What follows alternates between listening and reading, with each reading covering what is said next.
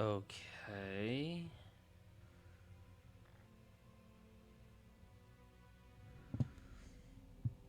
So it's picking up the music, but not the actual capture of the game.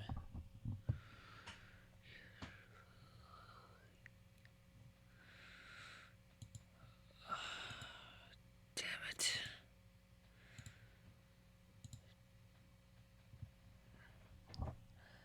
I'm sorry, guys. I might have to switch the game and the thing.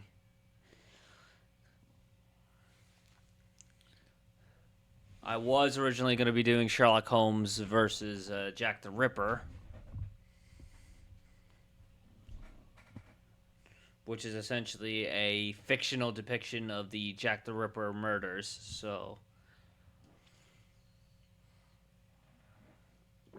But the game capture isn't really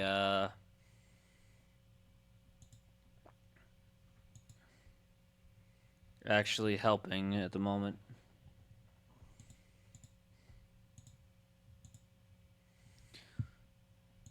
So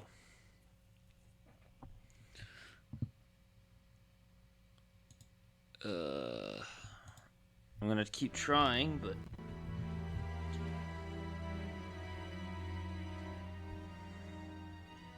okay. All right, there we go.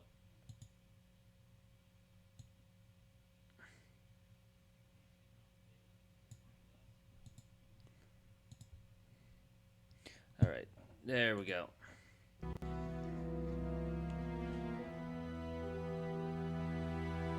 All right, now that we finally got that situated.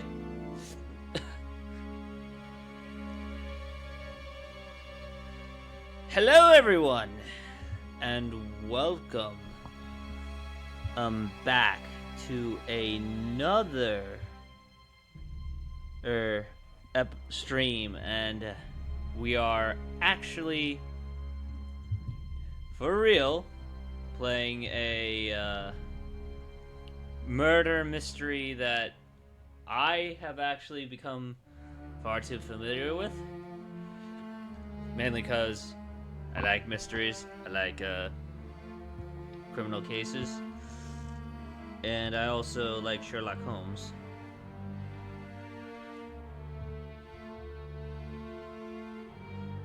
But we are officially doing a playthrough streams, maybe a couple. And our first Sherlock Holmes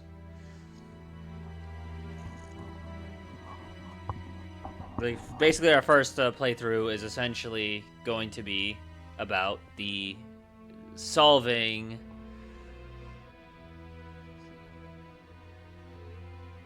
the murders of Jack the Ripper. Sorry about that. I've just been so busy today. But I need to reiterate that this is basically a fictional telling of the crimes. So this is not going to be entirely historically... It's not going to be historically accurate, for lack of a better term. So, at least not entirely.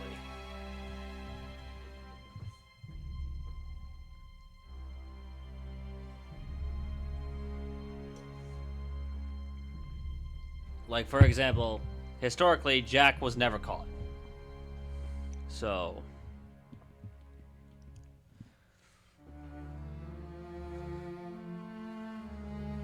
You'll actually get actual suspects. You might get this game's theory on who Jack might be. But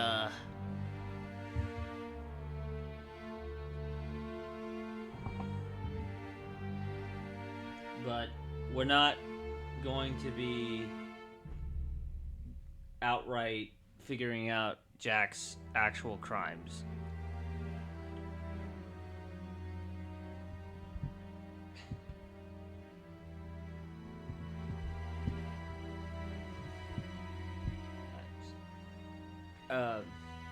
In regards to, at least in regards to who it was.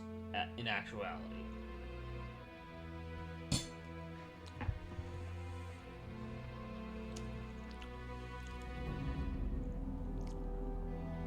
But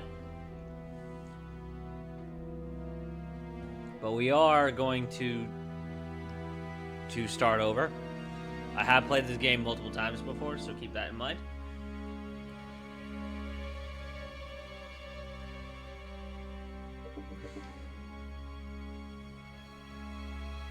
And I will be trying to do so in character. So, as you guys saw with the thumb title, or like, so keep in mind, I'm going to be mostly in character with Goku Jr., or my original take on the character.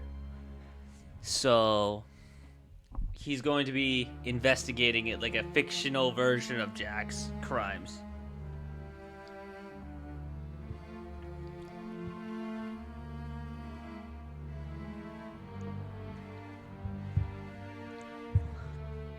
But without further ado, here we go.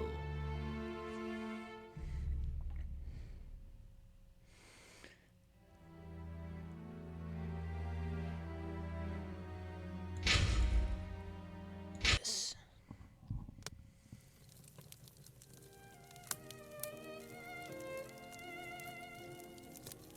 In the name of my health and yours, Holmes, stop smoking so much. There is more fog in our apartment than in the street. You are right, Watson, but this evening is never ending, and I have nothing to do but make smoke rings. A more amusing pastime would suit better, but my doctor is against it.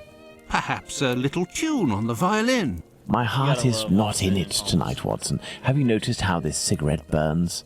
Would you not say it is like a life being consumed? How many lives will end tonight in London? How many crimes will be committed within the life of a single cigarette? Ah, the vanity of existence. It is but complaints and smoke, the meagre panache of its sickly soul.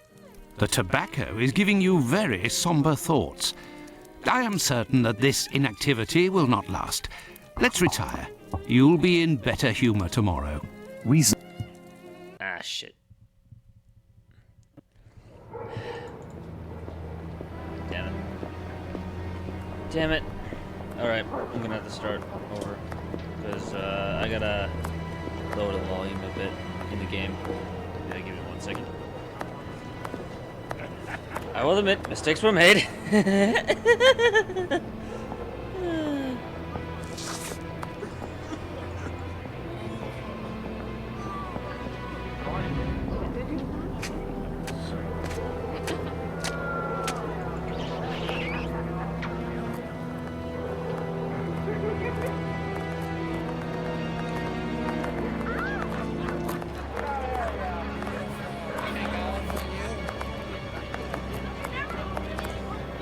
Alright, I'm gonna have to do this.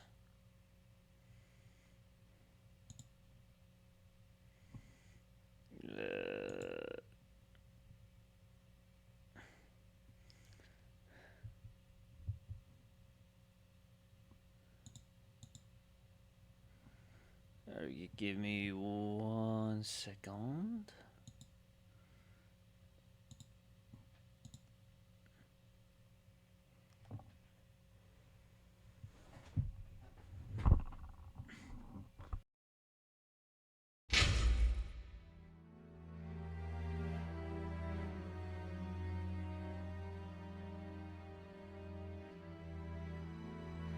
All right.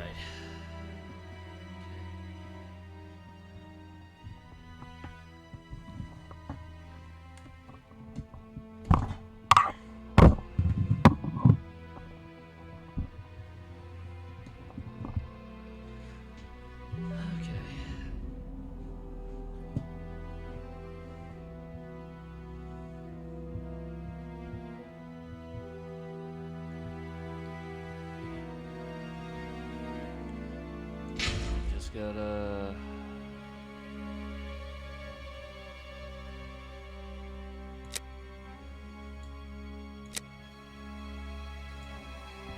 I might need to increase my mic volume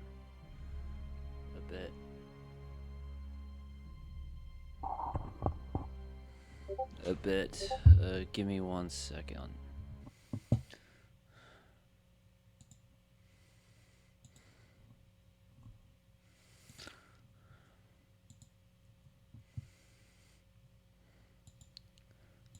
Okay, testing 1, 2, 3.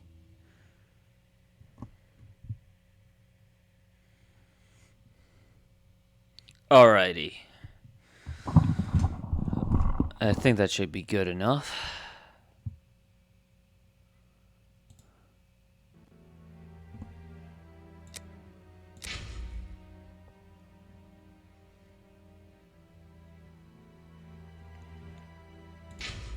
Let me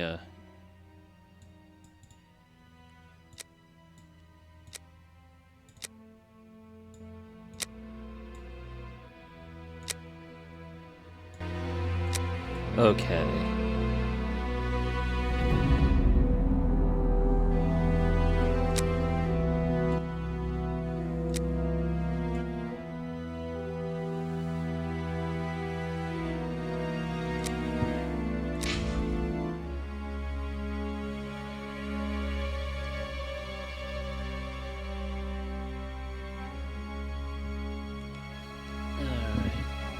Now I think we're good to go.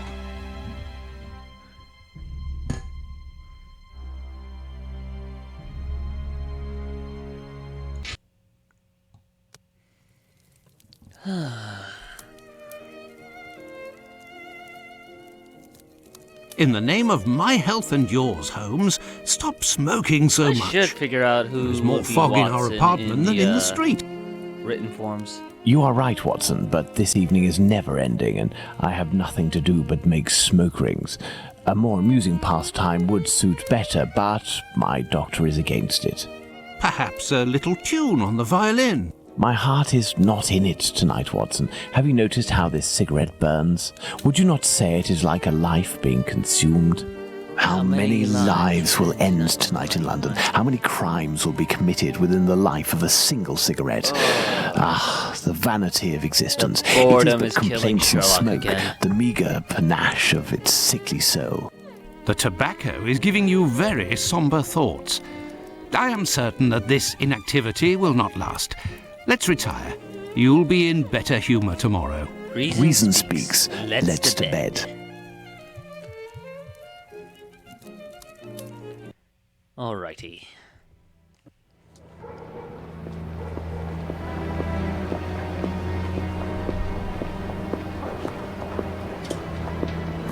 Ooh, this is a creepy display of Whitechapel. Indeed.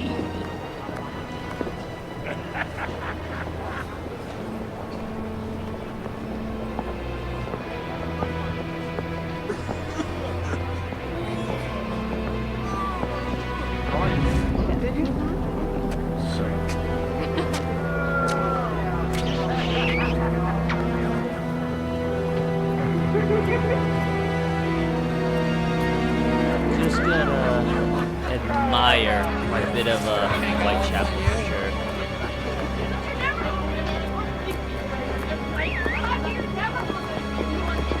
So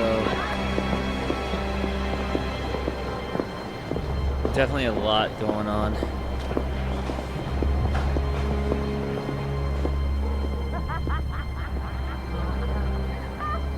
In the darkness of Whitechapel for sure.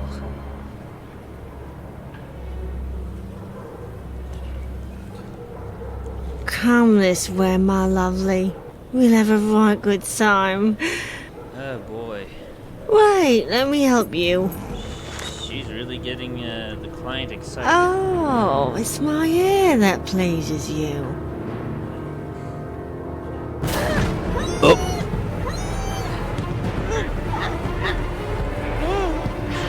That is, no one heard her scream.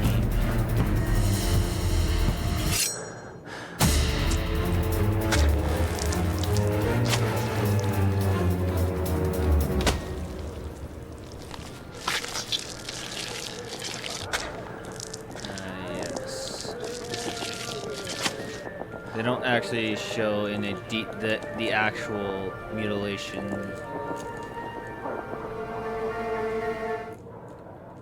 They just show you enough to know that he was performing that. The news is as dark as the sky, Holmes. An inquest has been opened into the murder of a poor woman in the East End. The unfortunate girl was discovered last night, lying in the street, still warm. The murderer was filled with an incredible savagery. Indeed. The article gave me shivers down my spine. The inspectors in charge of the case don't seem to have even the slightest lead. A similar murder took place less than a month ago. Love. Yes. A romantic walk, Really, a kiss in the moonlight, a polite refusal, a terrible anger, and a hanging. This area of It would Whitechapel seem is to a be disgrace so. to London. The government should take serious note of what is going on there. Whitechapel? This woman was found in Whitechapel? Yes, indeed. Bucks Row, to be specific. Then it was not a question of romance, right. but of commerce. Unless these women actually take pleasure in the vice, the female nature is completely... Holmes, do you hear yourself? A woman is dead under unspeakable circumstances. Watson, No less than being any the other, voice she was a of human, and one of Her reason Majesty's here, subjects. but also None of these streetwalkers of which you speak have morality and any other principle. way to survive but by selling their bodies. You know as well as I that our era is not a gentle one. And these yes, women don't have much to look is forward a to. Some unfortunate grace, if you would. Victorian Do not era. refuse them your compassion. Do not say another word, my dear Watson. We shall leave immediately for Whitechapel. To the scene of the crime? No, I think it Victorian would be London, better to to be arrive there a exact. bit later once night has fallen. At the moment, the spot will be overrun by police officers and spectators. It would be impossible to investigate properly. Then where are we going, Holmes? The best thing to do would be to head to the police station and attempt to get a copy of the So, preliminary reports. We gotta get But the article in the preliminary Star seemed quite reports. complete to me. You must know, Watson, that And, journalists often we draw are conclusions from the probably going facts to be without a proper investigating the understanding of first how of to the do this canonical delicate five. task. We must obtain the reports from the inspector in charge, as well as those from the coroner. Very well, Holmes, but all the same. It seems to me that I have a map of London somewhere, Watson. Can you find it and locate Whitechapel while I get ready? You are too kind, Holmes. Searching through your mess. Yes, time to read the report. Okay. In the Star. London, Saturday, 1st of September, 1888.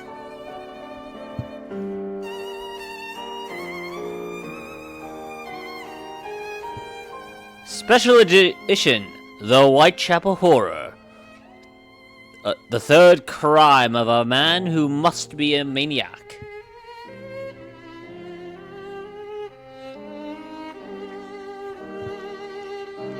Women lured to by streets to be butchered.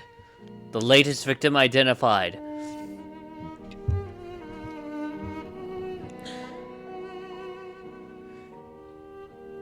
Opening the inquest as great local excitement. The victim of the latest Whitechapel horror, the woman who was found yesterday morning in Bucks Row, completely disemboweled and with her head nearly gashed from her body. What was for a time completely unknown. As the news of the murder spread, however, first one woman and then another came forward to view the body, and at length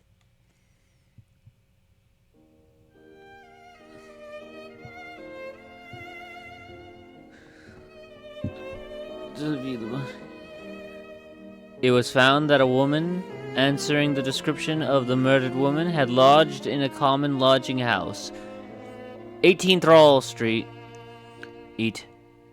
Spitalfields. Women from that place were fetched.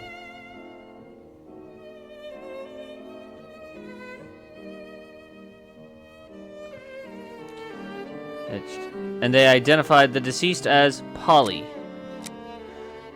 who had shared a room with the three other women in the place. It's on the usual terms of such houses. nightly payment of 4 days is each.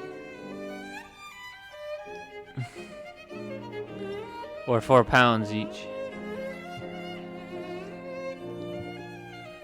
Each woman having a separate bed. It was gathered that the deceased had led the life of an unfortunate while lodging in the house, which was only about 3 weeks past. For about 3 weeks past, nothing more was known of her by them.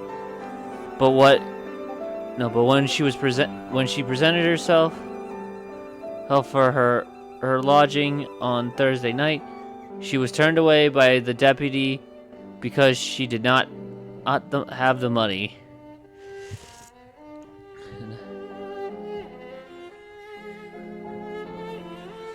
She was then the worse for drink, but not drink,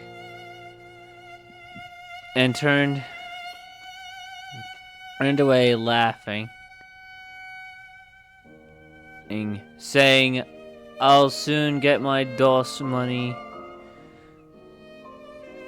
See what jolly bonnet I've got now." She was wearing a bonnet which she had not been seen with before, and left the lodging house door. A woman of the neighborhood saw her later. She told the police, even as late as 2:30 on Friday morning in Whitechapel Road, opposite of the church, and at the corner of Osborne Street.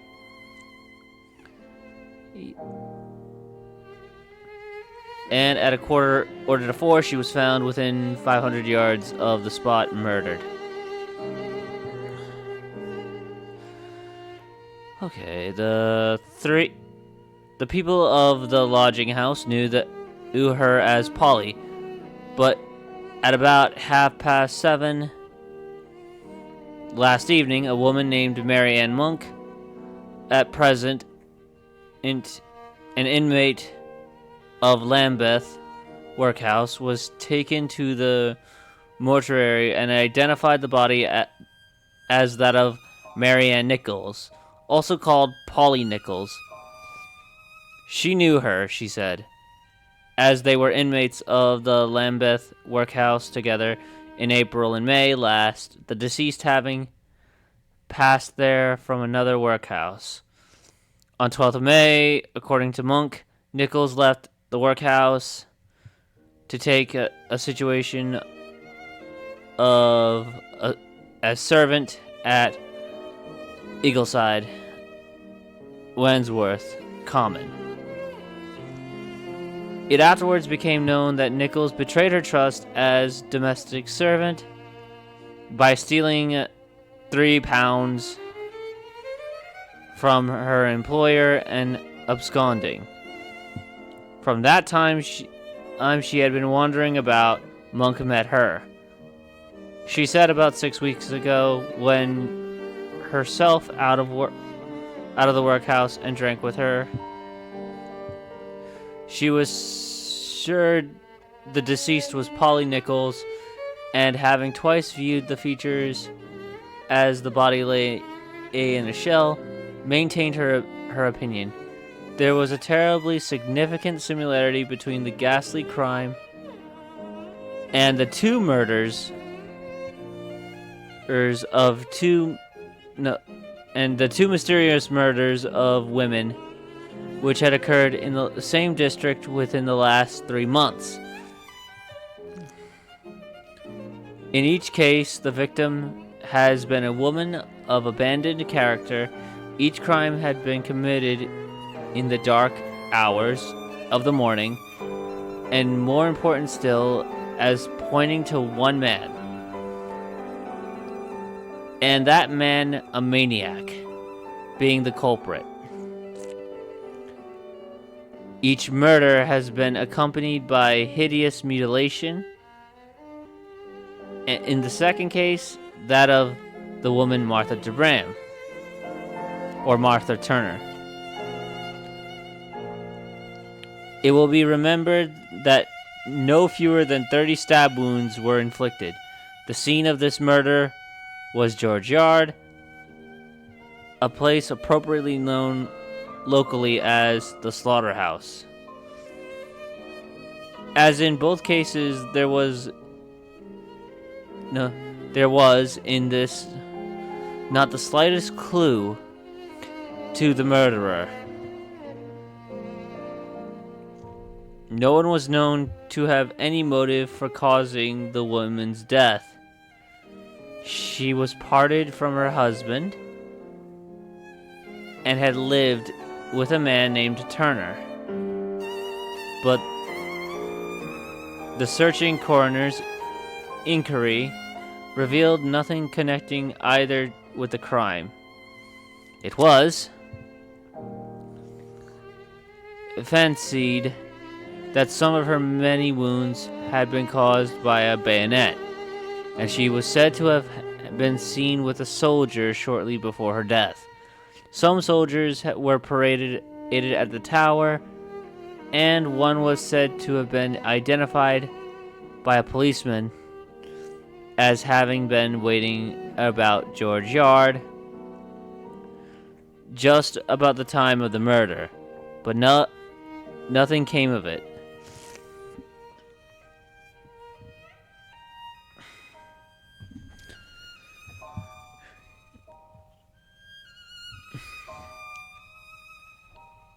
Okay, I see you being high. Glad you could make it. Alright. Where was I? The first murder, which, strangely enough, did not ruse much interest.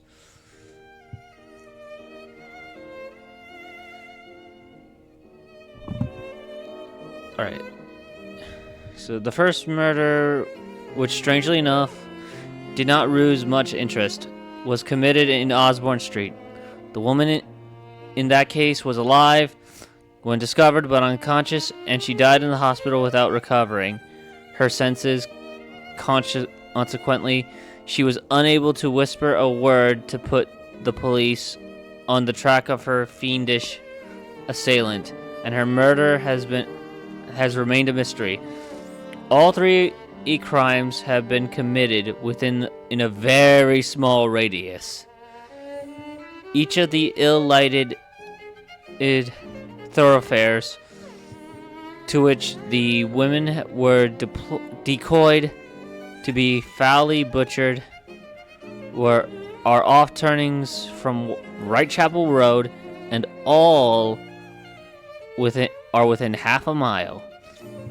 The fact that these three tragedies have been committed within such a limited area and are so strangely alike, in their details, is forcing on all minds the conviction that they are the work of some cool, cunning man with a mania for murder.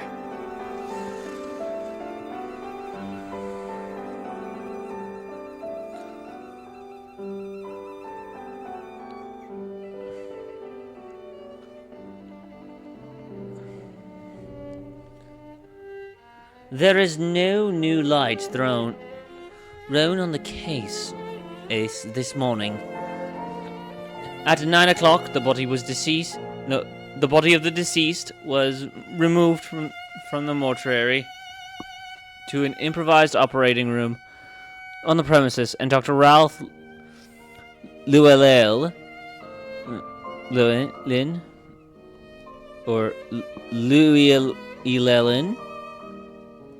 I probably butchered that name.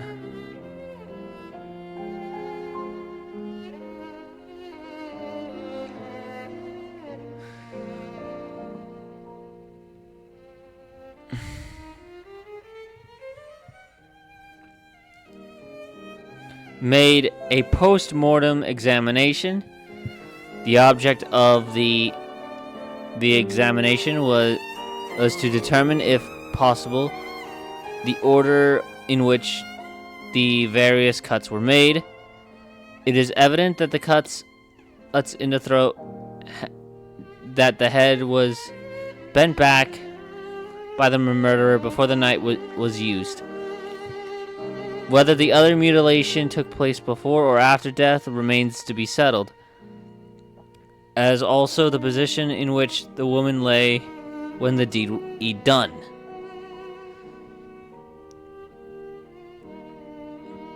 There are several questions of this kind which may throw light on the case, notably the small quantity of blood at the place where she was found, and the fact that there must have been much of it somewhere else.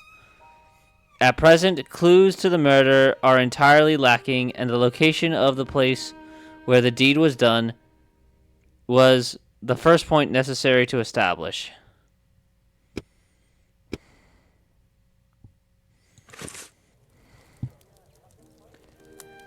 All right.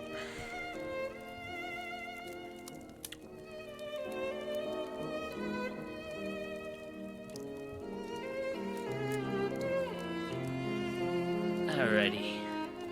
Holmes's experiment table.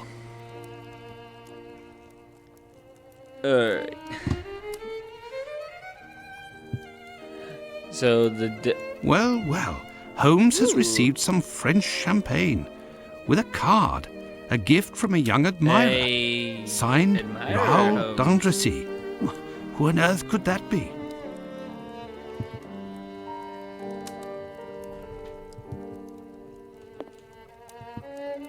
The Queen's initials done in bullet yes, holes. Queen Victoria. Good old Holmes.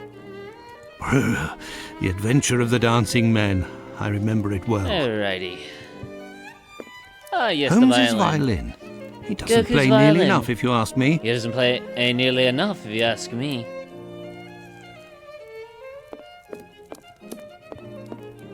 This is the coal bucket in which Holmes keeps his cigars.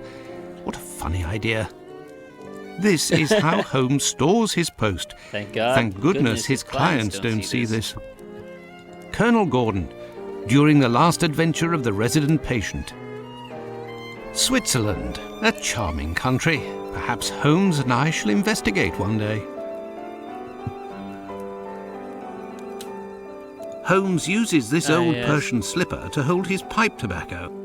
Oh, what a strange way to store the tobacco. This is the harpoon that pierced the sailor Bizarre Peter the little Black. relic. Bizarre little relic. Alrighty.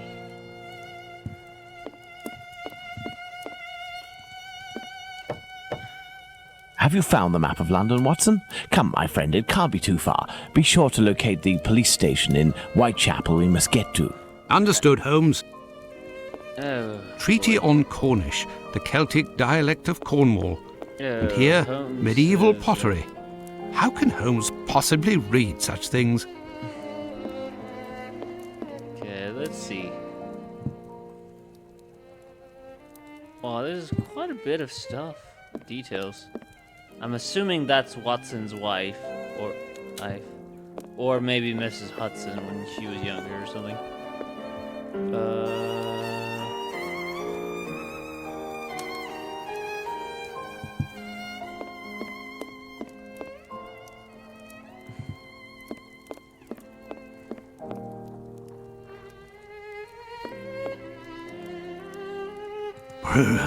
The Adventure of the Dancing Men. I remember it well. Right. I already looked at that. Alright. Ah, yes, this is where he writes his stuff. So. Yeah, he's got the typewriter and everything. Even the ink for his, to write it all in paper first.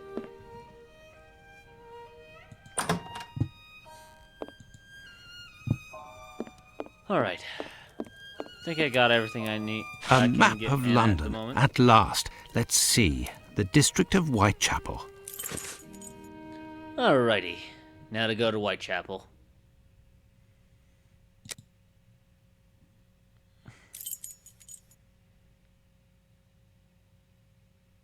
I found the map, Holmes, and I was Alrighty. able to locate the Whitechapel police That point- station. Congratulations, Now Watson. that the game is Come, afoot. The game is afoot. You can read the article to me on the way.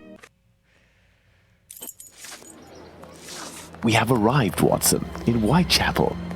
Not very bright, and what cold! Brr, a typical London morning. Come, Watson, let's find this police station. Definitely going to be.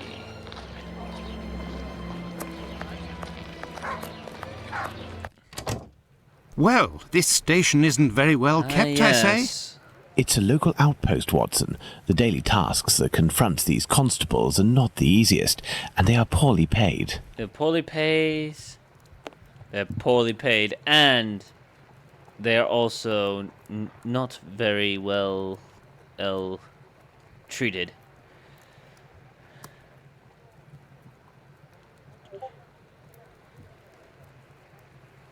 Oh, nice. All right. Her Majesty Queen Victoria.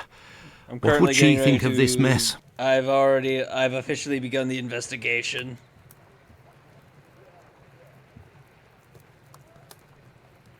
So, alrighty. These archives are impressive. I bet they have been carefully conserved, classified and indexed in order to follow the evolution of criminality in this area with extreme precision. Wouldn't you say, Holmes? Yeah, probably. Given their condition, more likely for lighting the furnace, Watson. Yeah, given their condition. Yeah.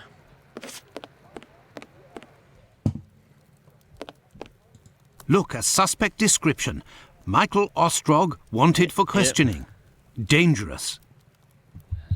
You don't say, Watson. Ugh.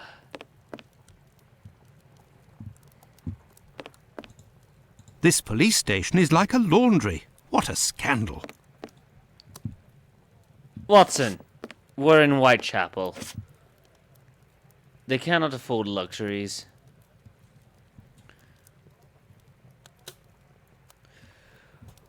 Oh boy. Gentlemen, welcome. Hello, I would like to speak with the Chief Inspector, if you please. Constable Humphreys here. I am the only one in at the moment. What do you want with the chief? My name is Sherlock Holmes. I am... Sherlock Holmes? The detective that I read about in the papers? Well, that's a treat, that is. You come about the Buck Road case, have you? Indeed, we... Not at all. we're We here were for just passing by preliminary chance. You say that there was a crime recently. You don't know? You must be the only folk in London who haven't heard. It won't be long until you find the culprit, no doubt. Nothing is less certain. Suspects, 0. Clues, 0. It's not good for us, especially not in this yes. district. Alright. Listen, this isn't what I came here for, but if I can be of service, in a confidential capacity, of course, if you can entrust me with a copy of the preliminary reports, I could study them and return later with my conclusions. It's just that these are official documents. I can't take a decision like that without the inspectors. The sooner we know the facts in the file, the sooner we can be of help, my friend. Say, if you are Sherlock Holmes, you can find anything, isn't that true? With your Yes. magnifying glass, footprints. My performances are often embellished by my biographer. Oh, good. Yes, Watson. Good. I will give you the reports, but could you do me a small favour first? During my rounds, I dropped a leather folder containing some papers. Nothing of importance, but it's a big mistake. I would go looking for it myself, but I am stuck here on duty. I must have lost it near the seedy boarding house not far from here. Left when you leave the courtyard and left again in the lane. Perhaps you could go, ask around. Well, looks like we're going to have to see what we can do. Looking for... We shall see what we can do. We're going to have to do what we can to get those damn reports. Are we going to go look for these documents? Why not? It'll give us an occasion to take a tour of the district, Watson.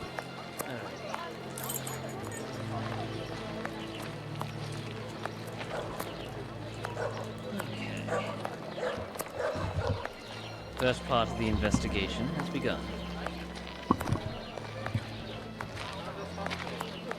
The guy was that in my face? What the hell?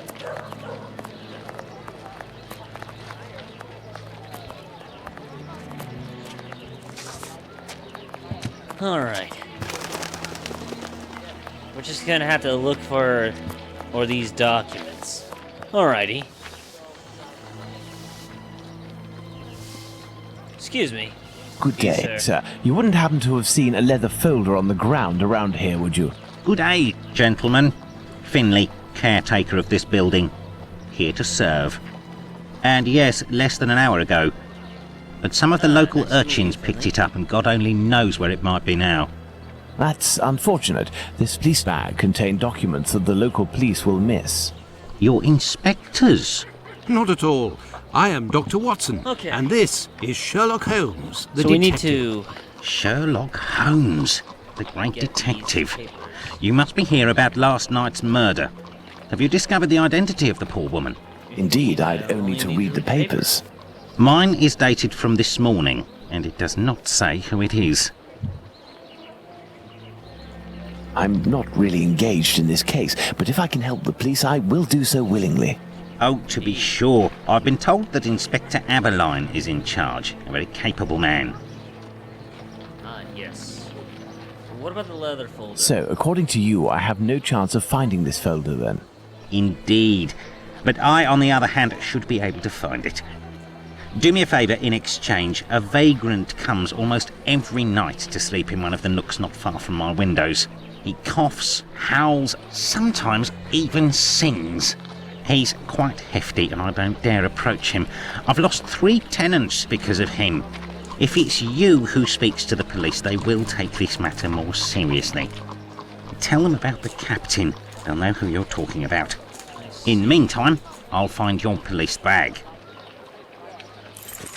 So Finley is going to help us find it. Find it. Alright. East London advertiser. Yet another example of the press not being reliable. The media not being reliable. I see. Another Whitechapel mystery, horrible murder in Bucks Row, Whitechapel.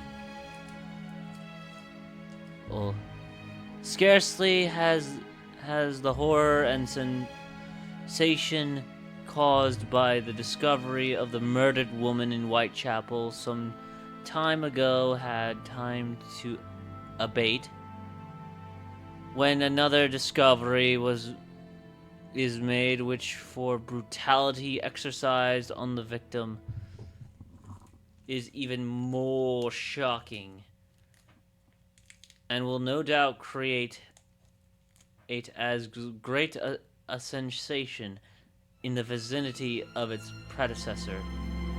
The affair up to the present is enveloped in a complete mystery, and the police have as yet no evidence to trace the perpetrators of the horrible deed.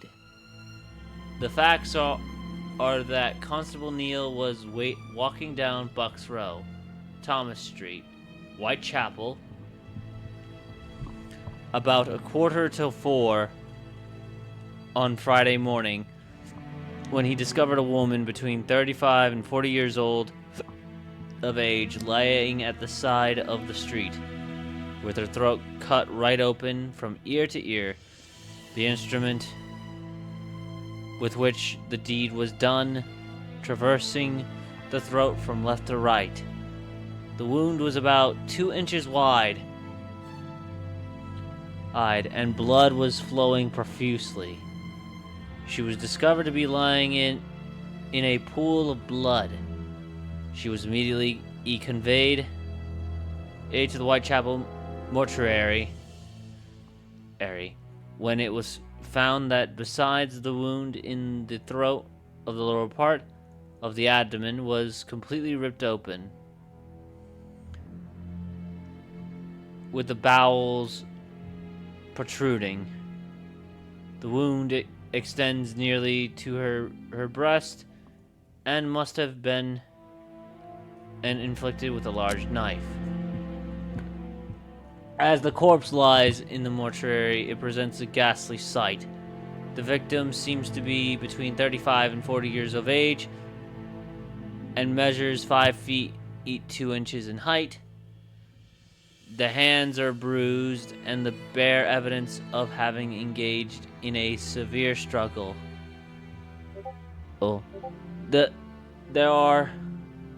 There is the impression of a ring having been worn on one of the deceased's fingers, but there is nothing to show that it had been wrenched from her in the struggle.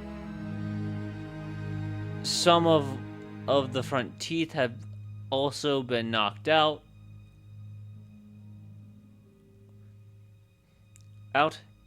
and the face is bruised on both cheeks and very much discolored. Deceased wore a rough brown ulster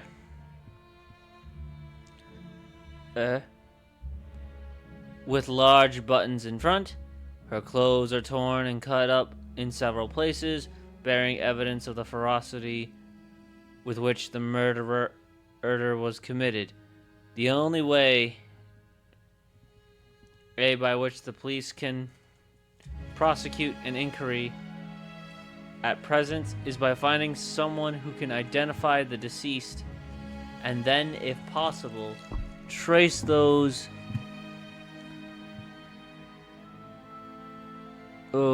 in whose company she was last seen.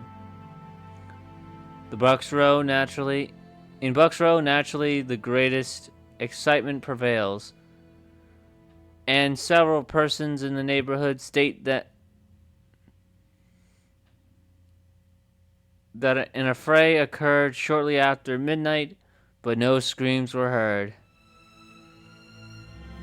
nor anything beyond what might have been considered evidence of an ordinary brawl.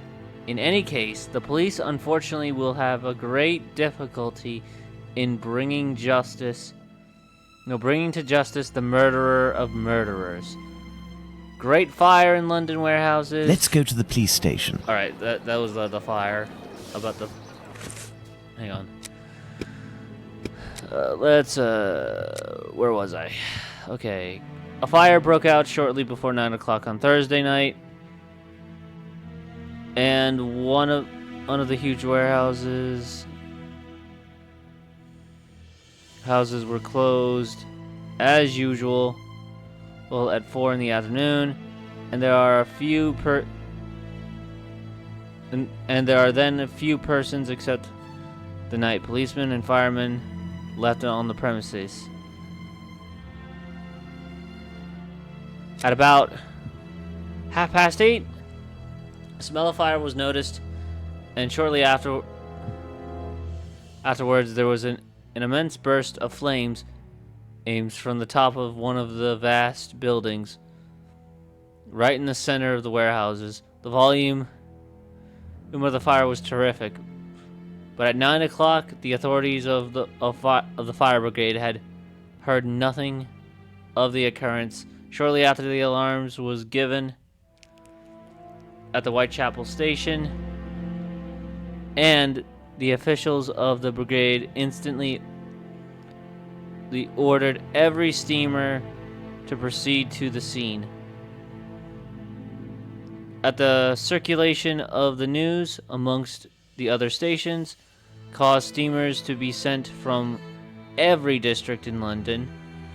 On arrival of the engines, it was found that a fire of enormous strength was raging in the upper floors of a great building about 150 yards long and half as broad as odd. The flames could not have broken out in a more dangerous part of the warehouses than the site of this fire. The South Quarry warehouses.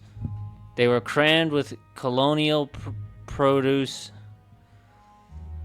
in the upper floors, and brandy and gin in the lower floors. Through the great iron-barred windows, the fire could be seen raging like a furnace, and the enormous tongues of bluish and yellowish flames, which constantly burst up with great roars, pointed to the fact that the spirits were aiding the process of the flames. The scene in at 10:30 was an imposing one. In the enormous warehouses crammed with goods of incalculable value, with vast buildings on every side and great vessels in the wet warehouses, firemen, policemen, and dock officials were either watching or aiding in endeavoring to extinguish the fire, while an enormous crowd gathered round the great gates and gazed at the progress of the fire from a distance. Alrighty. Okay, time to head back.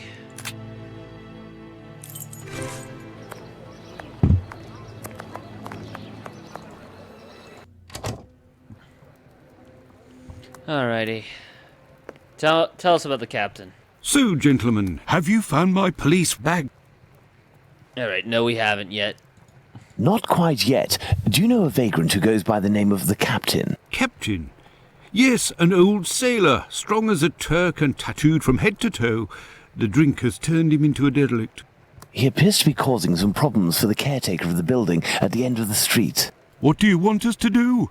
Every night, stairwells, halls and porches become public dormitories, and people don't only come to sleep. I believe this man has a niece who puts him up sometimes. Her lodgings are in Commercial Street, right after the alley with the boarding house. You won't forget my folder, will you? We're working on it. Do you believe this woman will agree to have her uncle stay with her? No idea. We'll have to find out, Oh Watson. well, let's go see her just the same.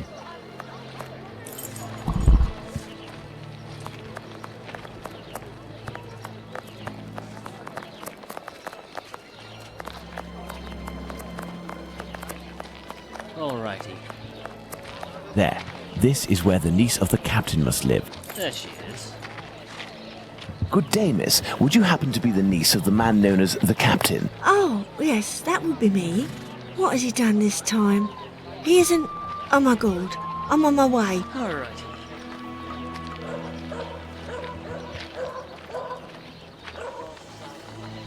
Miss, we have come to ask if you could have your uncle come live with you. He sleeps under the windows of a boarding house, causes the caretaker no end of problems. I know. I've lodged Alrighty. him for a while, and he was the same here. My Let's see what we landlord can- made me kick him out. I'm ashamed, you know. I never should have, given the state of his health. He coughs day and night. Ah, yes. We might be able to take care of that. There might be a way to calm his cough.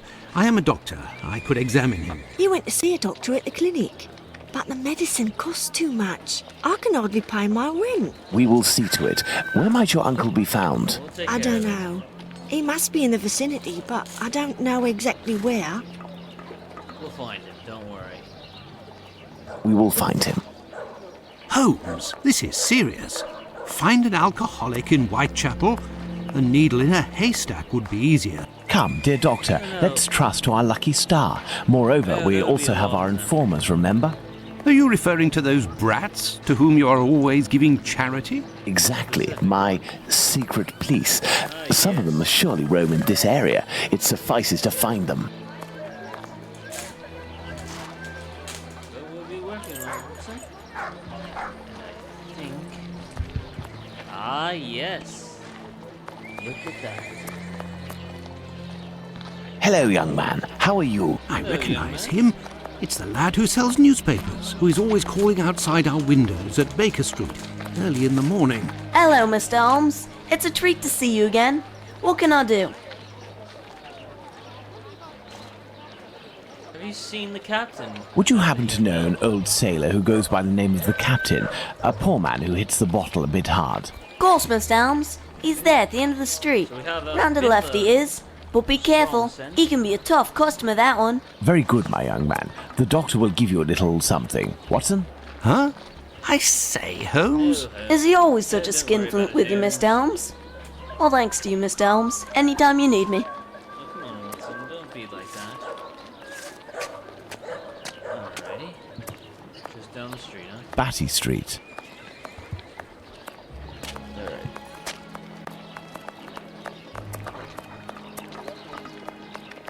I can hear someone coughing more than is natural, Holmes. Yes, Watson. The poor man cannot be too far away.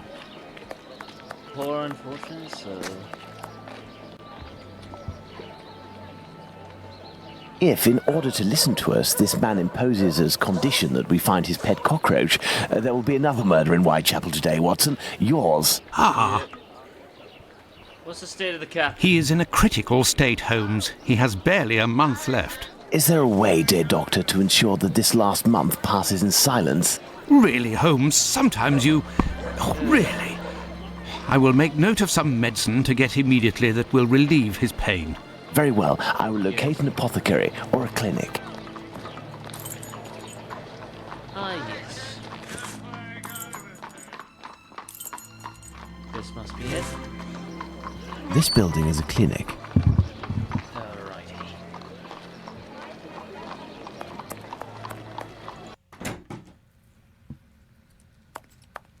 Why, hello there, Doctor.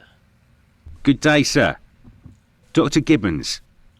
You aren't from around these parts. Indeed, doctor. It is for someone from your neighbourhood that I am here, though. His doctor asked that I acquire some medicine on his behalf. yes. I have the note here. Here you are. Dr. Watson? Not from round here neither.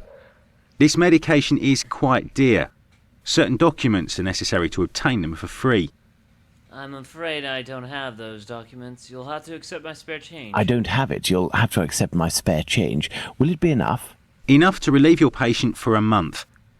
Would you like me to make this prescription available after that time? According might to not be Dr. necessary. Watson, that won't be necessary. The possibility of a recovery? Ah, A yes. definitive one, yes. For sure. There, sir. Thank you. It's rather quiet here. Where is An unusual chain of events. The majority of the people hereabouts went out last night to see the great fire at the warehouse. The patients that I was minding and my staff were no exception. The former were dramatically healed, and the latter ended up sick.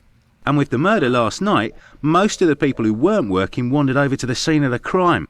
Their little aches and pains will wait until tonight or tomorrow. A squalid murder, it would seem. Just like what this area has become.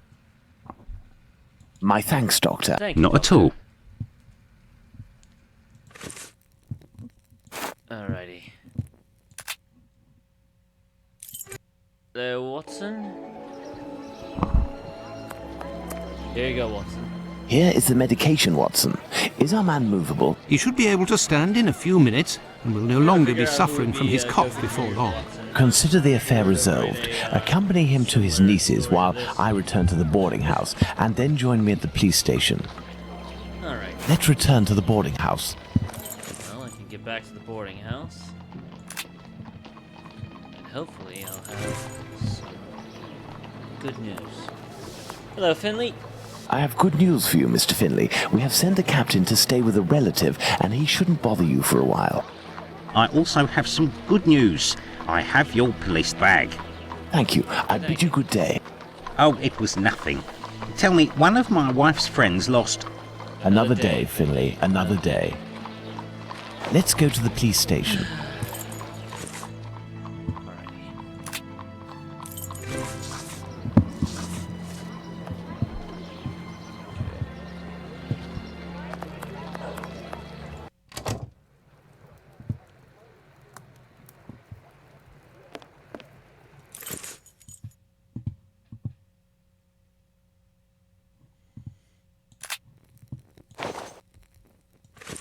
Are you sure it's the police bag that you lost? Yes, your but bag? someone attempted to force it open. They didn't succeed, but now the lock is stuck. Perhaps you could... Let's see. Okay. Let's see.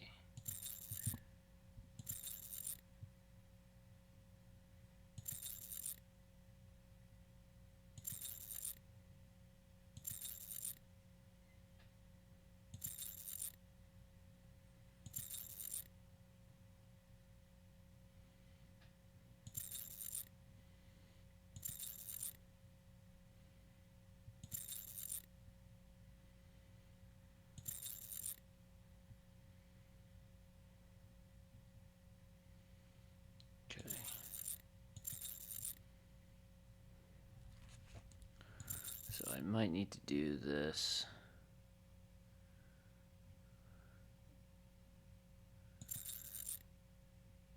And then a little bit of this.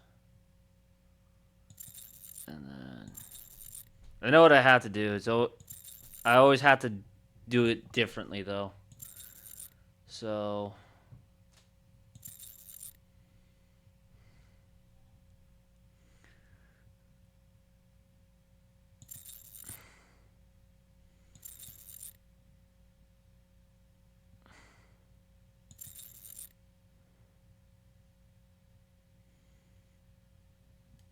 alrighty. And then do this, do that, and then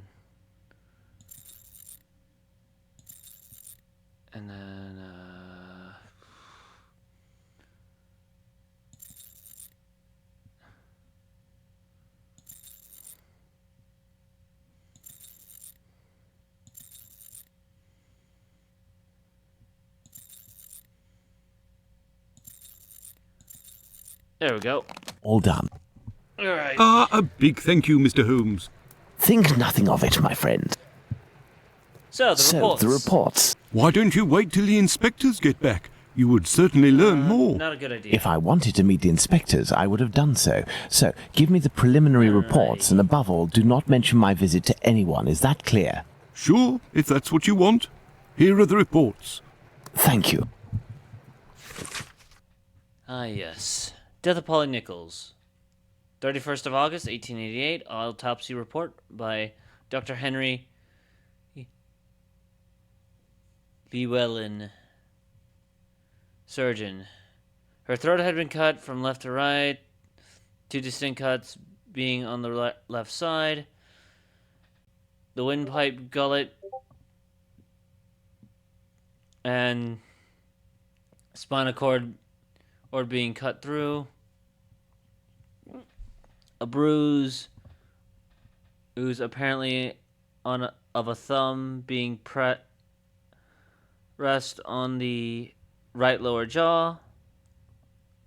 Also one on the left cheek, the abdomen. And had been cut open. In from the center of the bottom of the ribs. Along the right side. Under the pelvis to the left of the stomach. There the wound was jagged. The omentum, or coasting of the stomach, was also cut in several places. And the 2 stabs on the private parts. Apparently done with a strong bladed knife. Supposed to have been done by some left-handed person. Death being almost instantaneous. Alrighty. Have you obtained the preliminary reports? Yes, we'll read them on the go. Let's to the scene of the crime at Bucks Row, Watson. Alrighty.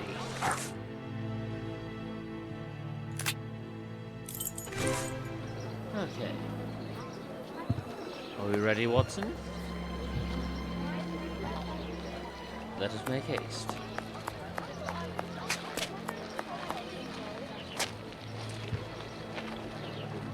But what are all these people doing here, Holmes? Apparently, they came to see the scene of the crime. What about us? Aren't we going to see it? We will return this evening, Watson.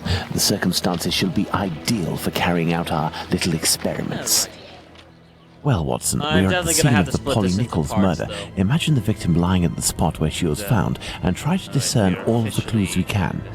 Watson, you are a writer. I am therefore entrusting you with our deduction board. It will help us to establish certain facts. Understood, Holmes.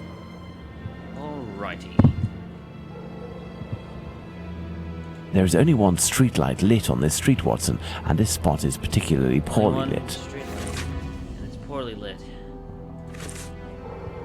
Poorly lit street, need to overall. All?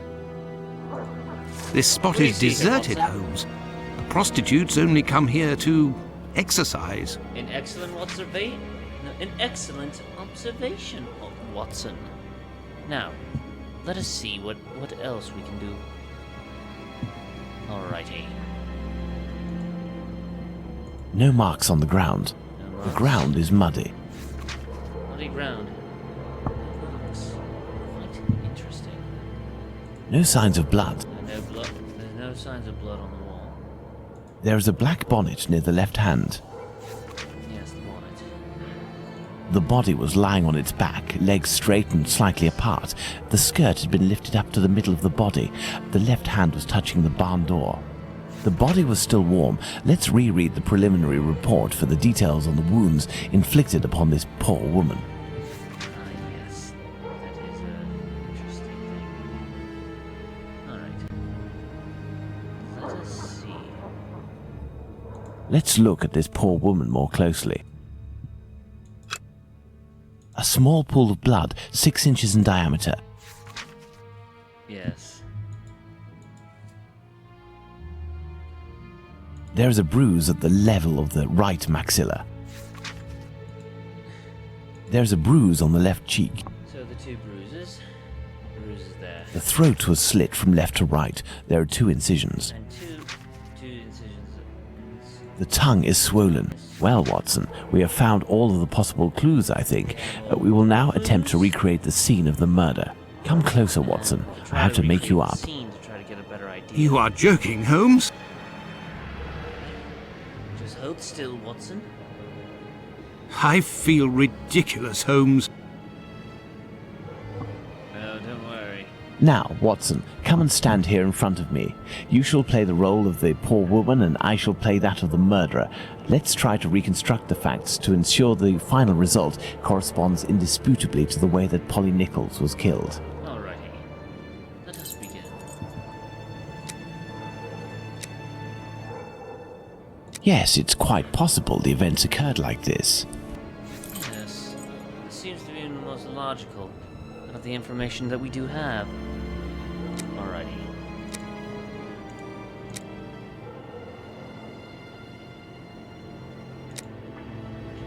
Judging by the marks, The murderer had enough room to inflict the wounds to the neck, and these wounds suggest the left hand was used. right. And yes, this is... It's definitely possible that the murder occurred this way. My dear Watson, now that we have found all of our clues, nothing remains but to subject them to our most likely hypotheses in order to deduce the facts. It's time to make our deductions.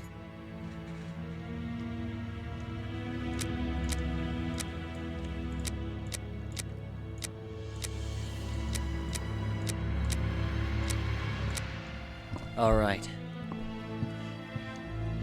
Start.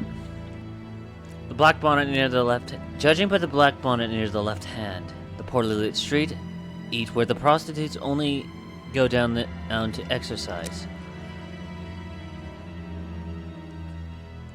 We could tell that the victim was. No, okay. Based on the information we do know, we know several key factors. Judging by the black bonnet near the left hand, in a poorly lit street where the prostitutes only go to exercise with clients, the victim clearly was holding her bonnet on it in her hand at the time of the murder. We're able to determine that she was not afraid, and that Polly Nichols had her bonnet in her hand and was ready to exercise. Eyes. There were no traces of blood on the walls, but the victim had her throat slit. Good. The victim didn't have her throat slit when standing. And judging by the small pool of blood, there's no way that there were strong spurts. And with the dirty and damp ground, it's hard to tell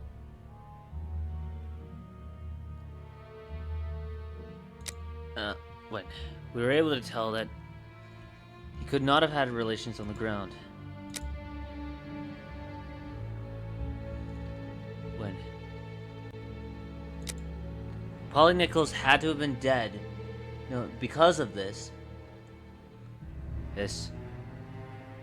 we can deduce the fact that Polly Nichols had to have been dead before being stretched out and having her throat slit. There's no way she would have died from that. Okay. Judging that, we now... And she did not struggle as much as one would have liked on the ground. Alrighty. The corpse was still warm. There were no footsteps on the ground. The murderer cut open Polly Nichols' throat. The victim could not have been dragged. And we can tell that the victim had to have been killed on the premises. The tongue was bloated. She was strangled. No.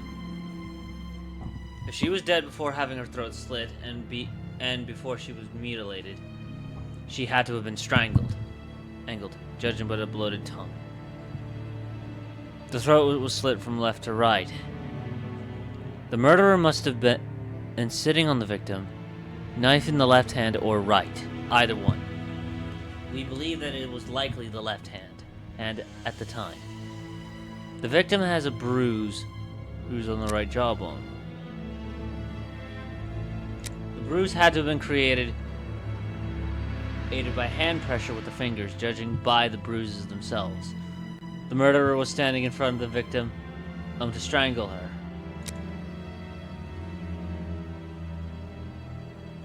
The left hand was used to prevent her from screaming, judging by the bruises.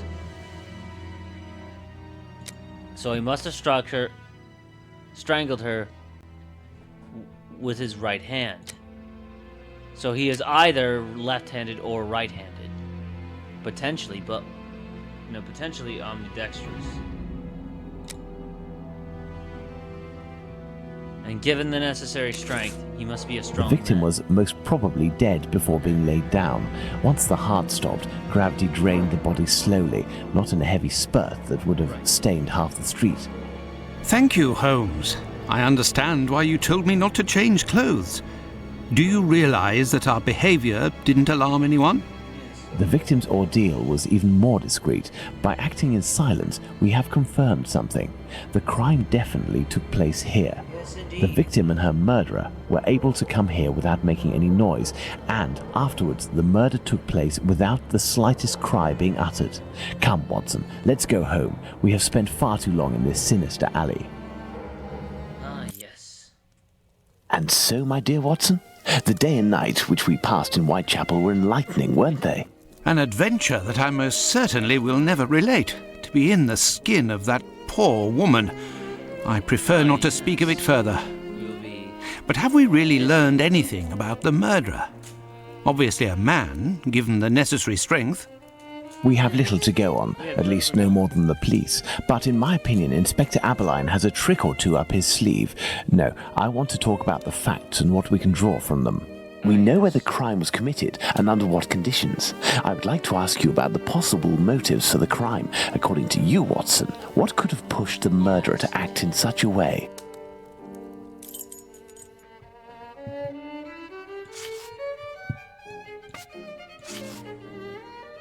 Homicidal insanity, Holmes. It is indubitable that the man who did this to Polly Nichols is not of his full senses. Madness being a potential motive. Black magic? I'm not terribly interested in the Yes. occult or black It magic. seems Let's give the unlikely benefit of the doubt to this Give the motive. benefit of the doubt. Theft, perhaps? I have a hard time Unlikely. believing that someone would attack poor Polly so fiercely just to rob her of a few coins. Revenge, Holmes? Revenge could be a possible motive, but with one small reservation. We have reason to believe that the victim considered her murderer to be a typical client. Yes. A personal drama? Yes. Love can certainly lead to many a drama, but we have to consider the fact that the victim didn't know her attacker. Elementary. Yes. These are the three possible. Very well, Watson. I think that we've exhausted the topic. Take a rest and we'll speak again later. Ah, it would seem that the investigation is advancing, Holmes. Yesterday's Star said that a suspect is in the hands of the police, a man with a rather sinister reputation. I was about to join you in your optimistic outlook until you informed me that the good news came from the press, Watson. But surely they wouldn't invent the fact that the police are holding a suspect, or the acts that are attributed to him. You will have an exact answer to these two questions in less than 50 seconds, Watson. Pardon? Enter, Inspector. Good day. Dear Watson, allow me to introduce Inspector Aberline. Inspector, Dr. Watson. Inspector? To what do we owe the honour of your presence, Inspector? I heard that the two of you made your way to Whitechapel a few days ago. Your arrival, you are aware, coincides with a very serious affair which our police service is going to great lengths to solve and which is creating strong tensions in the area. Pardon me, but haven't you arrested someone? A certain Leather Apron? Absolutely not. The man who hides behind this name is indeed being actively searched for by the force. Besides, nothing at the moment suggests that he is the Bucks Row murderer. There, you've been enlightened, Watson. Now it is our turn to answer Inspector Aberline's questions. Indeed. I will be brief and precise. Do you intend to investigate this case, or have you already started? It is to be of service to a friend that I went to Whitechapel. We did, out of curiosity, familiarise ourselves with the preliminary reports, and we made our way to the scene of the crime. Our conclusions are slim, as are the clues. Having not been officially appointed by a client, I believe that my intervention in this business will end there. Very well. To be frank, you take the weight off my shoulders by distancing yourself from the case. Our image isn't very good, to say nothing of what the press puts us through. Thus, if overnight they found out that you were on the case, people would turn against us. And they would pester me, overwhelm me, and finally make me out to be responsible for the inevitable failure such a scenario entails. Neither you nor I wish for this to happen. I know that your time is precious, Inspector. I will send you a note regarding my conclusions shortly. With pleasure. Gentlemen? Do you think that he will find the murderer? The chances are slim to non-existent. It is 7 days now, short of a confession from the murderer himself. And you will not go further? You heard the Inspector, Watson. My presence in Whitechapel would hinder, which doesn't mean that we will drop the case.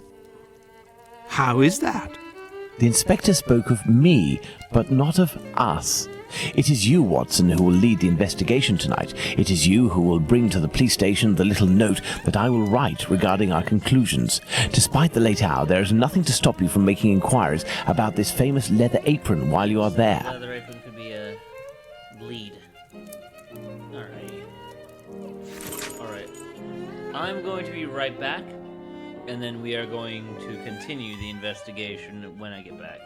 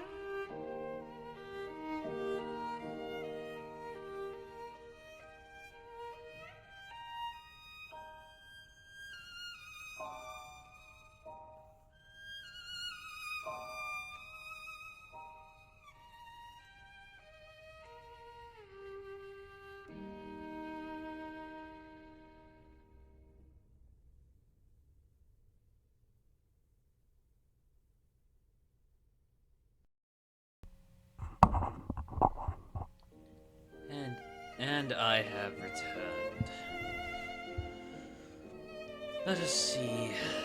Alright.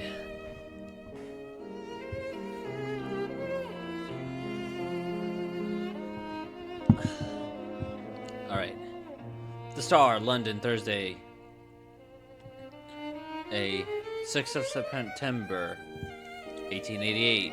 Largest circulation of an evening paper of the kingdom, 1/2 penny.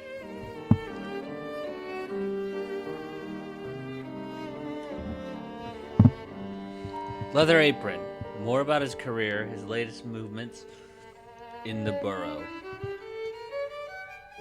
The sense of fear which the murder of the unfortunate woman Nichols has thrown over the neighborhood, and especially over her companions, shows no sign of decreasing.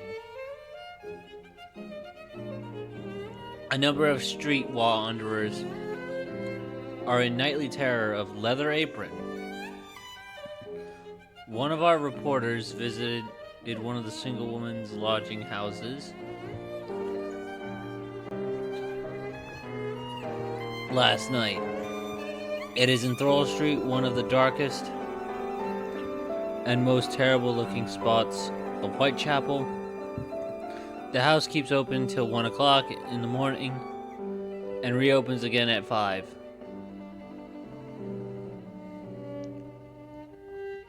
The house nightly are 66 women. In the house nightly are 66 women who get their bed for 4D.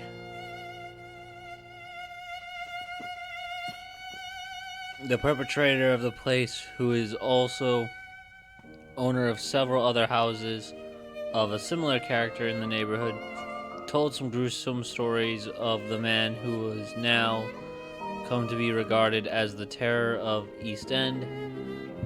Night after night, he said Ed had women come in a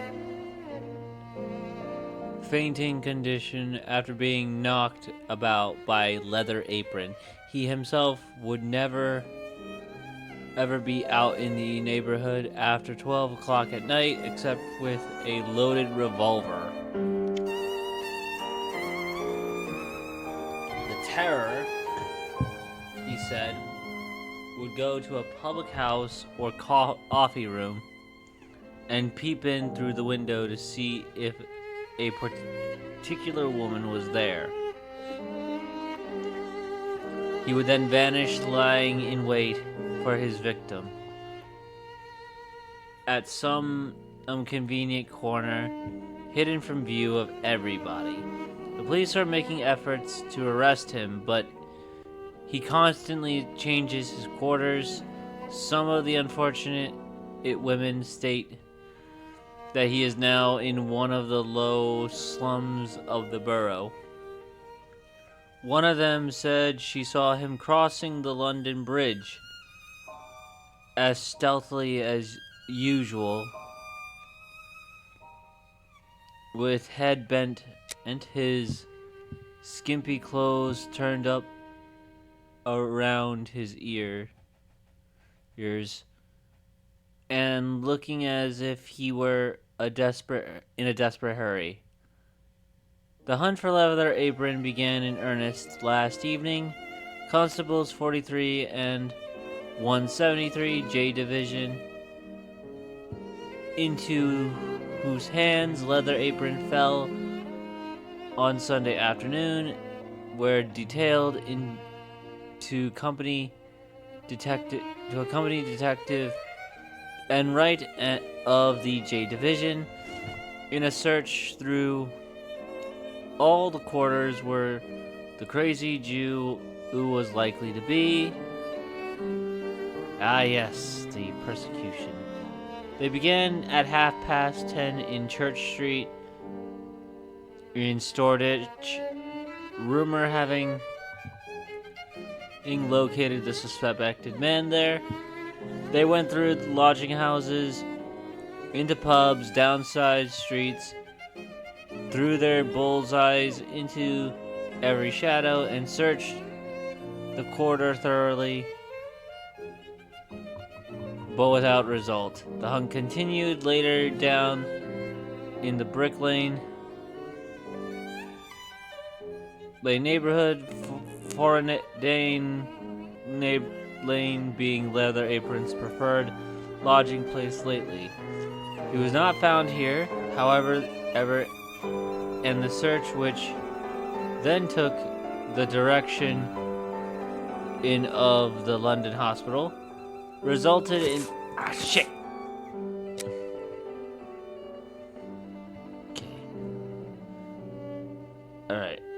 Which resulted in nothing. It is the general belief that the man has left the district.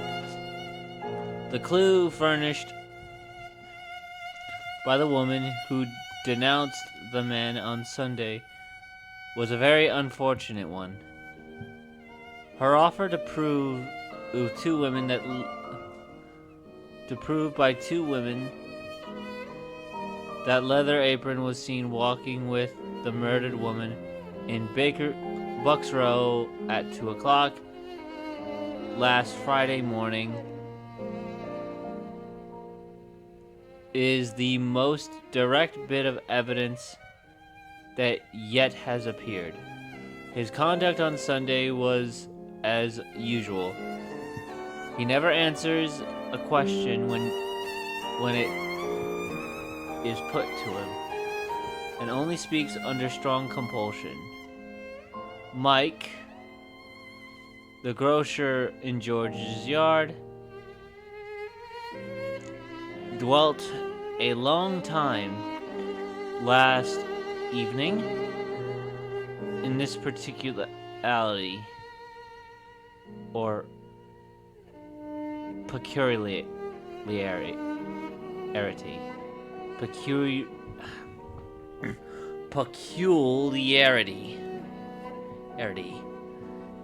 He knows Leather Apron very well and has known him for 6 years. He says that the man is unquestionably mad, and that anyone who met him face to face would know it. That his eyes are never still, but are always shifting uneasily, and he never looks anybody in the eye. Excuse me. Leather Apron used to live in the lodging house on the corner from the grocery, and was turned out of there some months ago with an order not to return. The lodging house is a few doors below the model doorway in which the Turner woman was found at 39 stabs. Alrighty.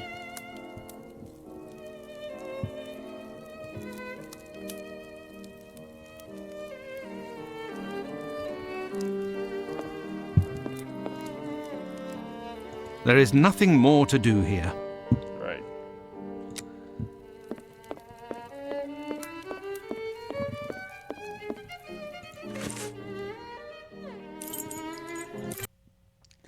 Well, if I follow Holmes's instructions, then to begin my investigation into this Alright. Leather Apron, I must first head to the police station. Yeah, I'll need to begin some... Our first lead is here. Her Majesty Queen Victoria. What would she think of this mess? Ah, yes. Hello there. Good evening, sir. What do you... Please? I know you. You were here last week with Sherlock Holmes. That's right. Indeed. I have come to bring a message from Sherlock Holmes for Inspector Aberline. Very well, I will pass it on. Alrighty. But come to think of it, someone was asking about you recently. Finley, the caretaker of some shady boarding house nearby. Does that mean anything to you? Perhaps it Ah, perhaps. Actually, I read in the Star that you have arrested a suspect called Leather Apron. You shouldn't believe what you read in that rag, sir. The man is being hunted, but we have yet to get our hands on him, and we aren't close to it either. Why ever not? Bah, he's a specialist in the streetwalker racket. These girls make pitiful witnesses, and we don't inspire confidence. Furthermore, the man seems to be pretty discreet lately. Someone must be helping to hide him.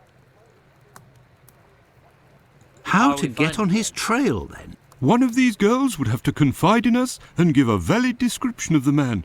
Then we'd ask around the journeymen, who use aprons, I imagine. Well, goodbye. Well, I must go to Finley's boarding house.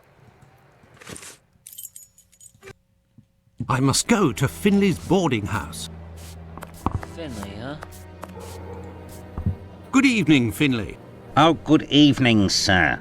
Aren't you the gentleman who was with the Alright. great detective the other time? Yes. That is indeed me, Dr. Watson. Tell me, Finley, I was told that you were looking for us at the police station. Yes. Indeed, I wanted to thank you for last time, you know. That vagrant has never set foot round mine again.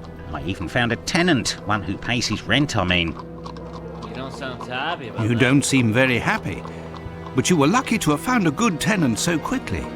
It's just that this man is very strange.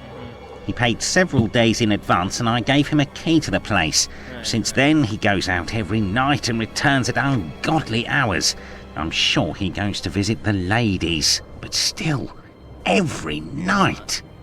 And when he moved in, something must have broken in his case and stank up the stairs in his room for 2 days. I think it was a jar. It must be over there. Right.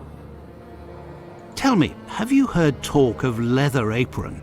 By the papers, that's all. This man seems very sinister. Do you know any journeymen who use this type of apron? The slaughterhouse butchers, I believe, but definitely the cobblers. I know one, old Isaac Solomonovich. His workshop is on a small street in the Jewish community, across from the hospital. He's a good man. He can help you. But you know, the people there are very close and don't share much with non-Jews. That makes sense. Okay. Thank you, Finley. Thank you, Finley. At your service, sir. Alright. This odour is very strong indeed, but the whole neighbourhood as such has a dreadful stench. Finley might have an idea as to what this jar had contained. Yes. What do you want, Doctor? Yeah. You're right, the pieces of the jar that your tenant broke do give off a strange smell. It's true. That's quite normal given his trade. Right? Yes, and what would the trade be of your strange tenant? A doctor, like yourself, I believe. Dr. Tumblety, a foreigner. Canadian, perhaps. Dr. Tumblety. It might be interesting to know more about him. Very well. Thank you, Finley. At your service, sir.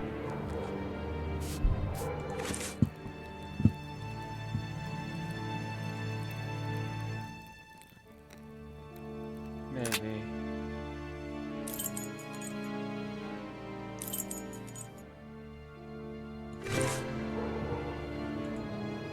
Oh, it's you. I'll I'm talk to coming. Lucy first, and then I'll talk Dr. to, Watson, how are you?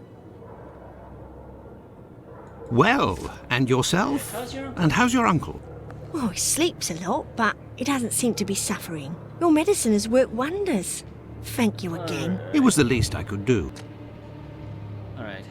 What do you know about Leather Apron? I have come to see you about a certain Leather Apron. Have you heard of him? Oh, yes, of course. Terrible Oh, danger. things are said about that man. Have you ever come across him? Goodness gracious, no. But I know that he has threatened and taken many girls in my situation. I don't know what more I can say, but Bella would be able to tell you some.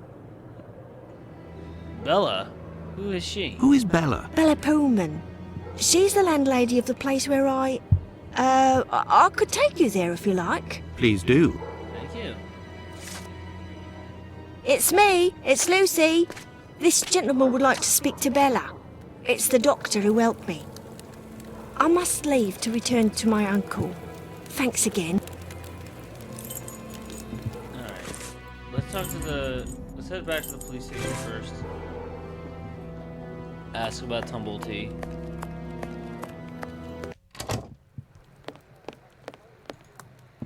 The night is cool.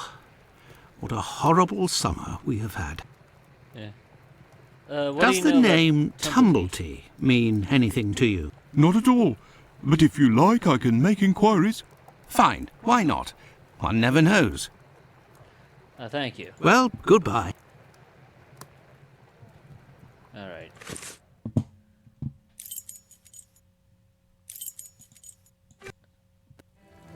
Alright, they can make inquiries for him. That might actually be different. I might be able to get some more information out of that.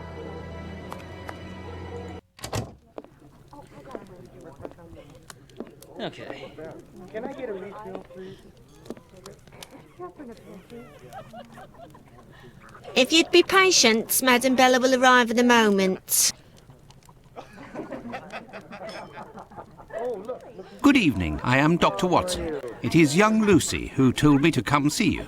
Ah, so you're the Good Samaritan who saved her uncle without asking for anything in return. And now you've come to see me, no doubt, to explain that the poor little thing doesn't belong here, and you will see to her future. Well, if you expect me to let her leave with you... It's not that, ma'am. Yeah. You should know I am a married man. And why should that matter? Whoa. I'm just here to ask for some information, madam. I believe there has been a misunderstanding. The reason that Lucy sent me here is that you may be able to give me some information about Leather Apron. Are you a doctor or a constable? I am most certainly a doctor, but I am acting in this matter in a private capacity, and I would like to find this man. Well, if you're able to rid us of him, I'll give you a week's worth of free passes. That man is a thorn in our sides. He spies on the just need girls in the information. streets and watches them inside the houses, spying through the windows. And as soon as they're finished with a client, he jumps on them without any warning and forces them to give him their money. I've never seen him, but one of my girls was attacked by this man, and she said that he wore a leather apron and carried a knife. And his face, oh, he has a horrible head, with rat's eyes and a deformed mouth. She even said that she knew his name, Pizer or Pizer, I think. But I don't know where she can be found. Margie, Nutcracker, the girl I'm talking about, could tell you more, but I had to let her go last week. Why is that?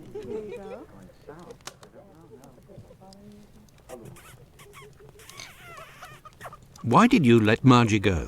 The poor girl caught a shameful sickness, and the symptoms have attacked her face, if you know what I mean. So I gave her notice, and a little bit to help her along. I don't know where she is now, but she'll certainly be getting treatment at the clinic if she's still in the neighbourhood. Did you speak to the police? What would they do? Who cares about the girls in the streets? Would you have received a visit from another Yes, tell me doctor, about a stranger Tumblety. by the name of Tumblety? I'm just like you, Doctor, sworn to secrecy in my profession. But as I've taken a fancy to you, I can tell you that this name is not unknown to me. And if you do me a little favour, it is possible I might remember something about him. What? Very much. Madam, it very much depends on the favor. What kind of favour must I do for you? You see that man over there? He's a rich artist, a painter, a regular client round here. Well, yesterday, he came and left his cane in the umbrella stand in the hall before going into one of the rooms. Well, when he returned to this room, the cane had disappeared. It's a cane with a massive silver knob. Must be worth a fortune. He threatened to call the police unless he got free services in my establishment for a year. I'll be forced to accept, unwillingly, of course, given the services that he's demanding, unless the cane is found. Right. happened? Did you question the residents regarding the theft? They didn't see anything, and there's not one of them that would risk stealing from a client here. Who was in the room when your weasel of a client was in the chambers? There were a few that came and went, but Mary could tell you better than I can, because she was the one at the counter yesterday. All right, thank you.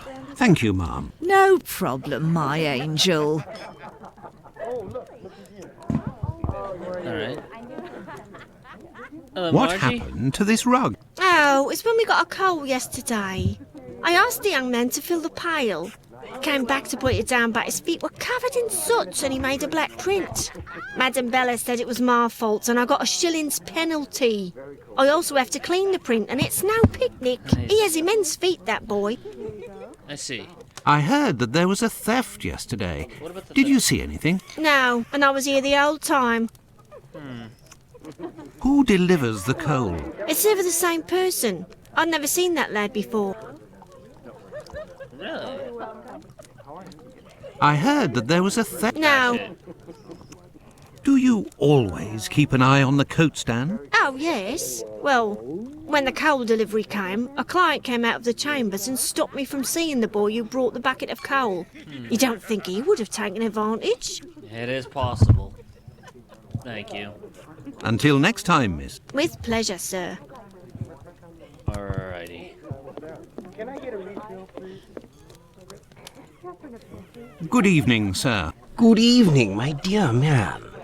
I was led to believe that you're a doctor. None of these patients None of here the are mine. residents of this establishment are among my patients, sir. Oh, you're not here as a doctor, but as a man, then. I understand. This is my kind of place, too.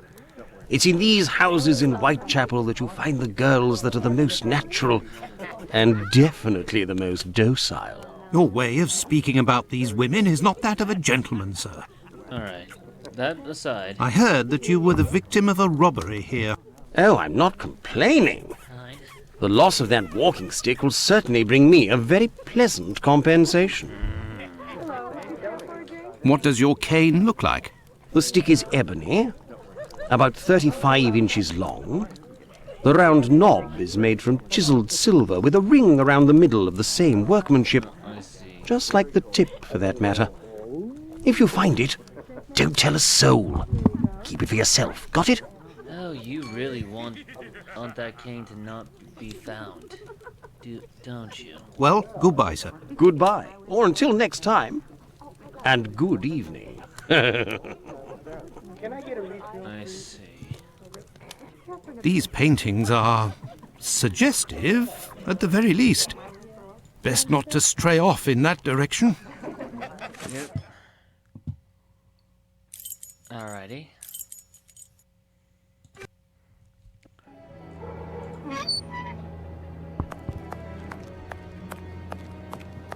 Okay.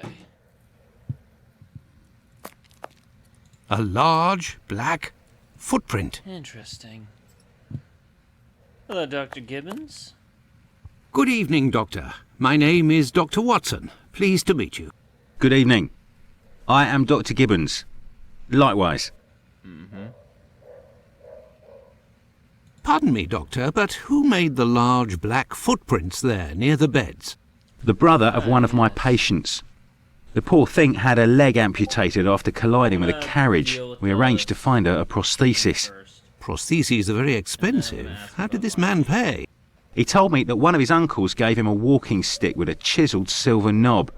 I agreed to accept this knob in exchange for a simple prosthesis with harness. But this object is of great value, and I could finance half a dozen other prostheses by selling it on Petticoat Lane.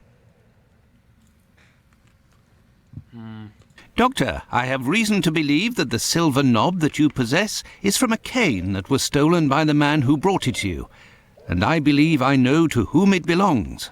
That's what I was worried about. The story of the uncle seemed a little strange. Nevertheless, you must have proof of what you claim. I will show you all of the knobs that we have here.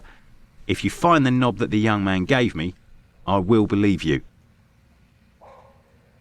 So be it, but something is bothering me.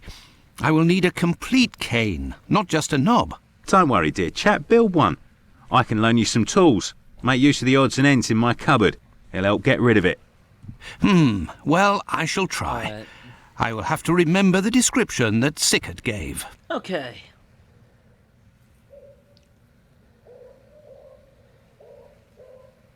Goodbye, Dr. Gibbons.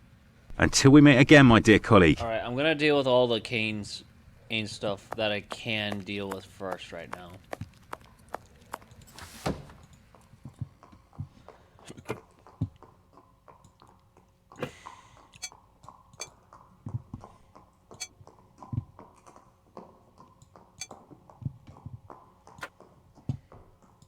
There, all done. Holmes go. couldn't have done better himself. What can I do for you, my dear colleague? I There you believe go. I found the knob from the stolen cane, which I succeeded in putting back together. That's the one. And yet I cannot give it to you, Doctor. I will only return it to the police, and only if there is an official complaint against me. Would there be a way to convince you to give me the cane? Find me a dozen solid adjustable harnesses for Right, wooden leg right. prostheses, and it's yours, Doctor. Alright, now we're ready to talk about Margie. I have come to see you about one of your patients. Margie goes by the nickname Nutcracker, who gets her prescription from the clinic. She's a lady of the night and is afflicted with a venereal disease. I know who you're talking about. Indeed, Margie has syphilis and is being treated with mercury. Do you have her address? No. And for your information, she left London for good 3 days ago. She felt threatened. By who? Margie felt threatened. But by whom? I believe that Margie was particularly scared of a terrifying man who attacked her once. Did she say the name Pizer or Pyther? Unfortunately, she didn't give a name, but she described a man with shifty, Nice. rat-like eyes and a mouth twisted in a sinister grimace. Right, right. Did What about the Margie have attacker? any idea where this man who terrified her so much might be found? No, but she told me that another girl who'd been attacked like her had told her that this man worked in a cobbler's run by an old Israeli. Also, she saw him again last week, the night of the big fire. She told of going to see the fire like most everyone else in the area. While there, she recognised her attacker in the crowds gathered at the warehouses. There was no mistaking a face like that, she said.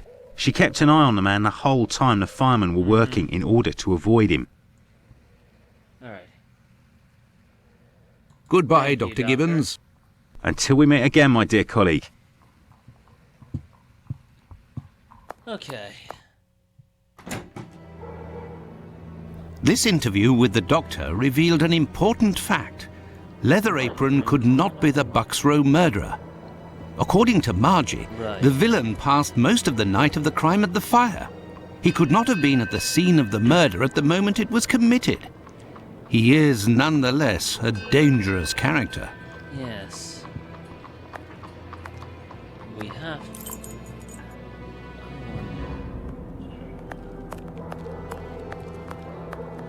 to look around. A cobbler's shop. Ah, yes. There's nobody here. How very odd. I say, these things look like harnesses. Oh my, they are noisy. Yes, we can use those.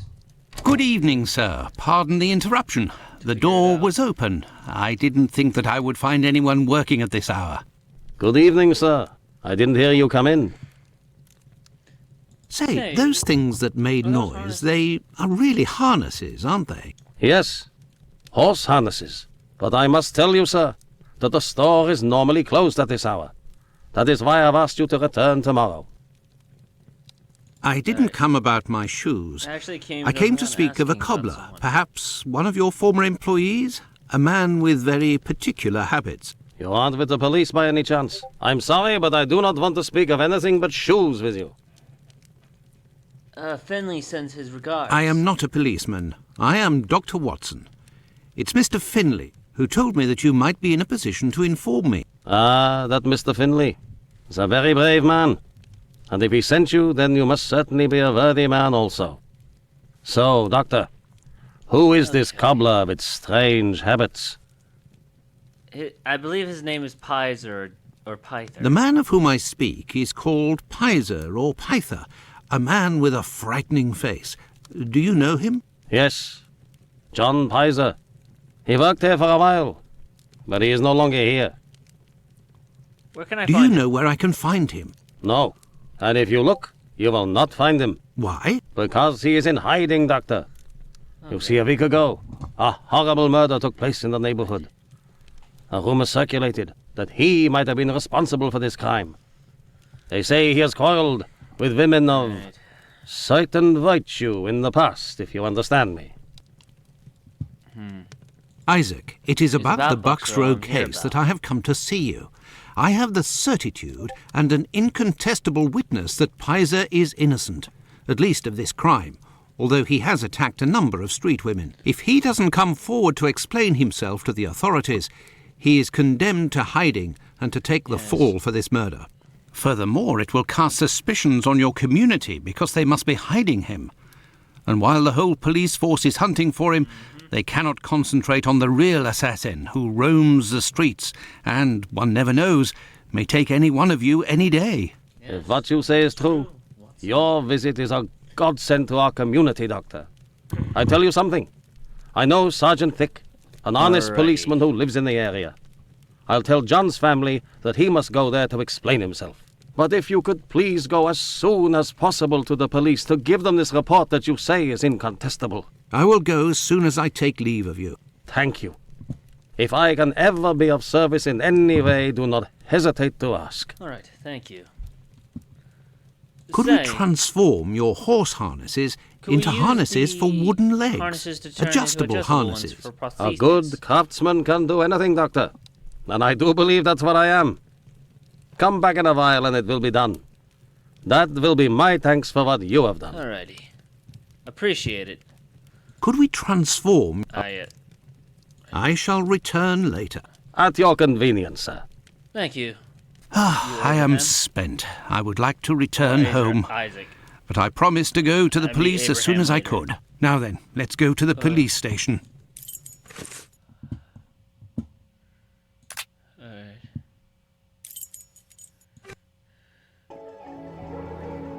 Okay.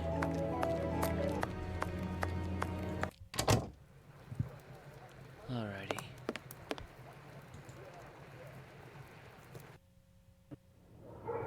Oh.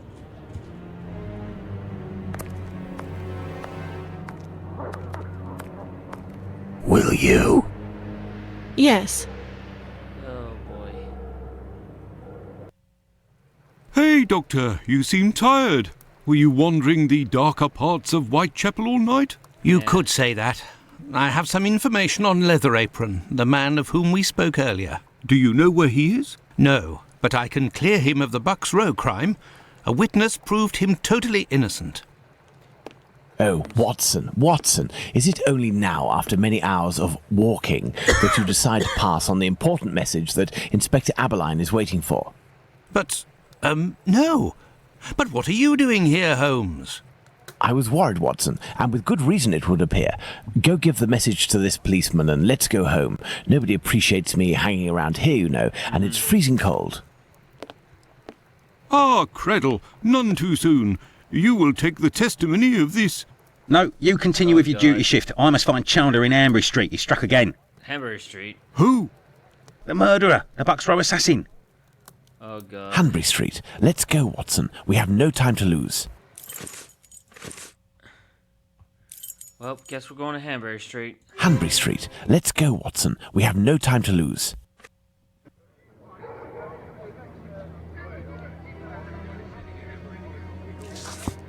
Sherlock Holmes. It seems that someone saw the murderer, a stranger, bit of a seedy type. I have nothing to ask. I have nothing to ask. Oh, what was bound to happen? It seems like the girl who got killed hung around with just about anybody you'd ever. I have nothing to ask. The murderer is a foreigner. I know that for sure. How do you know that? I have nothing to ask. Have you heard about the latest murder? It's atrocious. I don't even want to think about it. I'll never find him, the killer. He'll kill dozens more like this. I have nothing to ask. Looks like he acted her up good, this girl.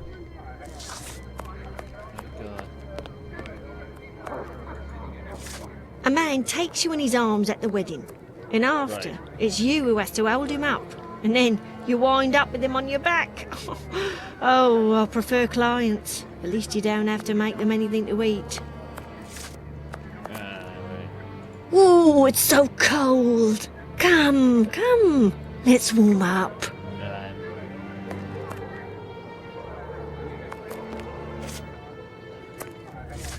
This time a killer beat her to a pulp, the slut.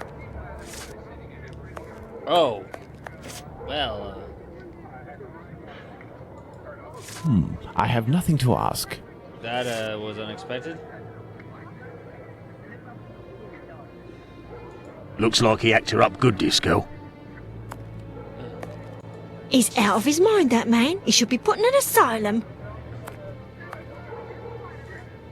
Looks like they're offering a reward to turn in the Whitechapel killer. Even a pardon to the accomplice who rats him out. Right. Yeah. And if it wasn't a man, I mean, a wolf or worse, I don't know, a half-human beast. Talk about superstitious? Looks like he acted her up good, this girl. Yeah.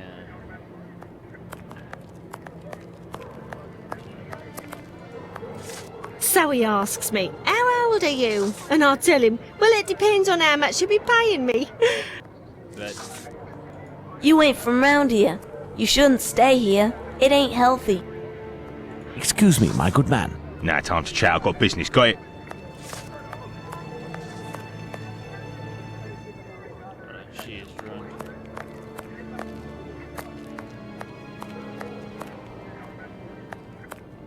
Right. You can go in, Mr. Holmes. She's there. We didn't touch a thing.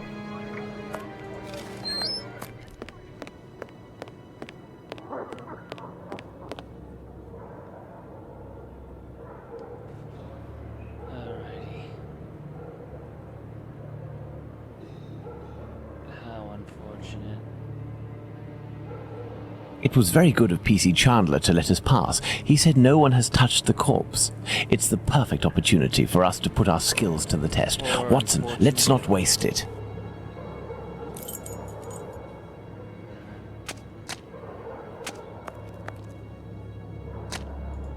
I have nothing to ask.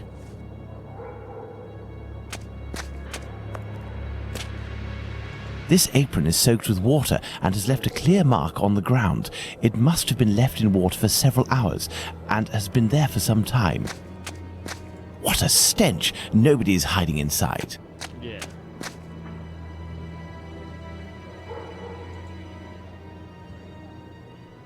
There are no trails on the ground. There's no sign of a struggle.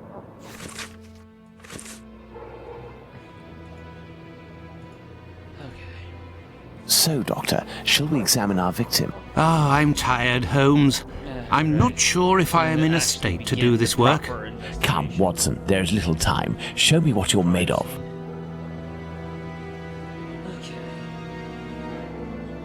Oh, my God. Pray, Watson, pull yourself together. Can you establish the time of the crime?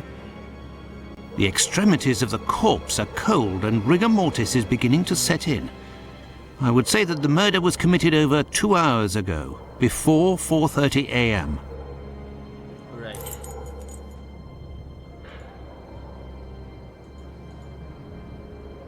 What are we doing, Holmes? Patience, Watson. This fence separates the courtyard from the neighbours, 27 Hanbury Street.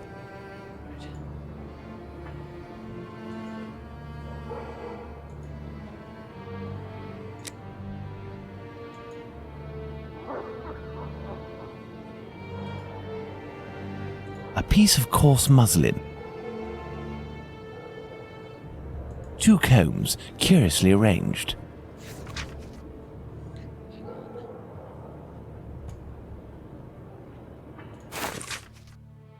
A torn envelope. It smells of rubbing alcohol. It contains 3 pills. I will take one. 2 should suffice for the police.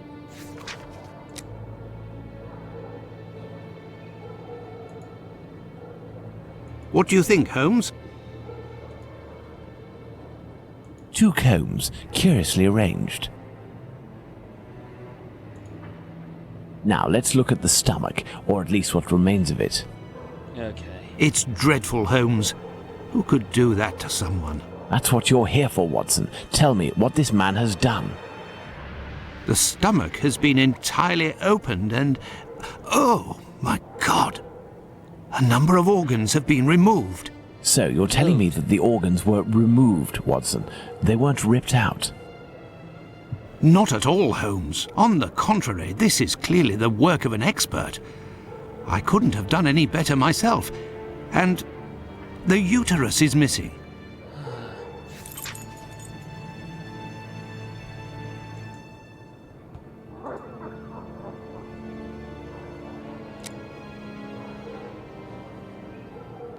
Hang on. I might have to...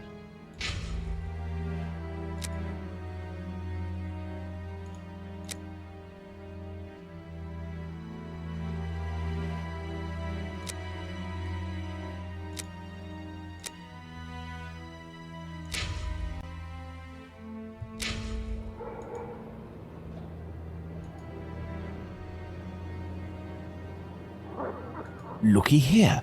It would seem he has a mark on his left hand. The victim must have worn a large ring or several little ones, and someone pulled them off forcefully. This detail will be very valuable, Watson. You can be sure of that.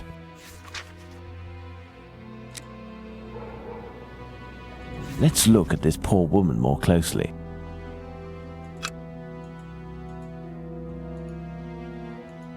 A bruise. The victim's face appears to have bruising, wouldn't you say? Under the maxilla and cheek. There is less on the right side. The tongue is swollen. Look at her neck. What can you tell me? There are 2 incisions.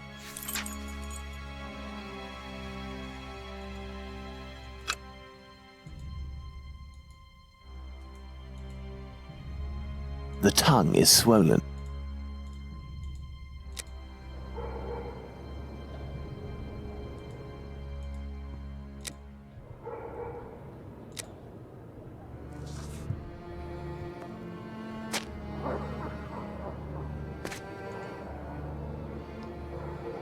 Alright. I'm gonna have to... I'm gonna have to save and then restart. Give me 1 second.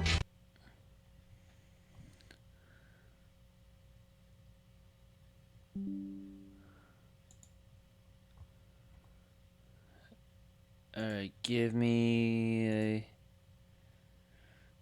Alright.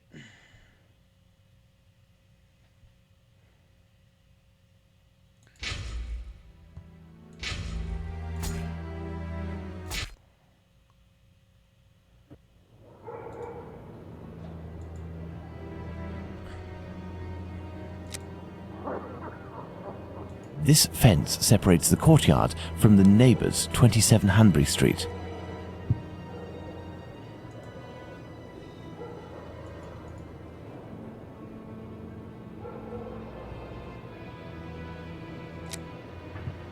Okay.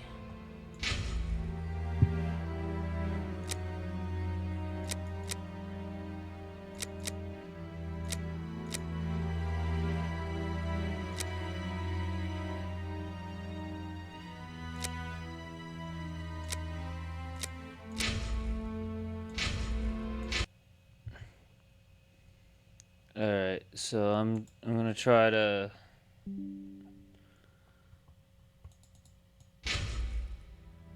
Alright.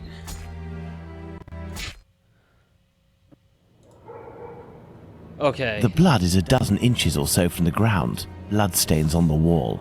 My dear Watson, now that we have found all of our clues, nothing remains but to subject them to our most likely hypotheses in order to deduce the facts. Okay, now we got this. Alright. Neither footsteps nor streaks of blood on the ground.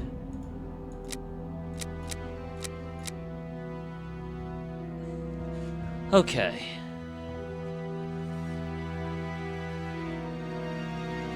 Two on the ground.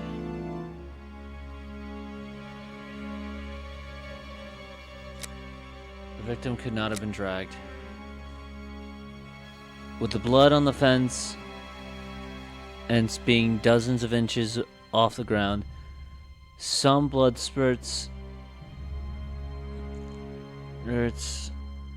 on the wall near the stairs. She had to have had her throat slit while standing up.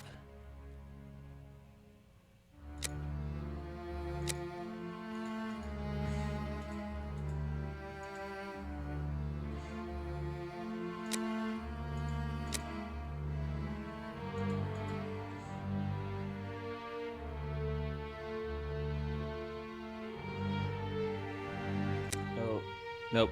No, she had her throat slit while laying down and still alive. My bad. Alright.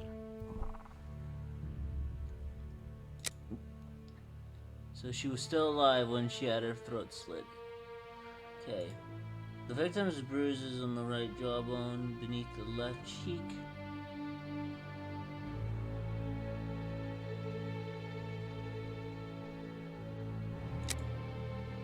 The murderer was actually. Let me inspect. My dear Watson, now that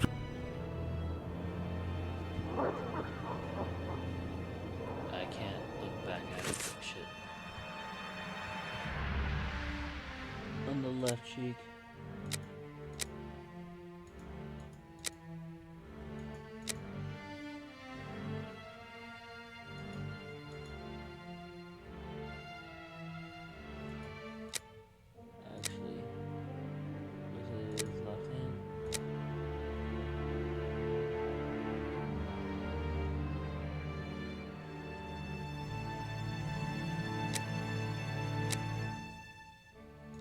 Killer has to be right-handed. Based on the bruises on her cheek, the murderer had to have been holding her chin by his left hand and slicing her throat from the right hand. The killer has to definitely be right-handed here. The tongue was bloated. She was partially strangled during the attack while having her throat slit.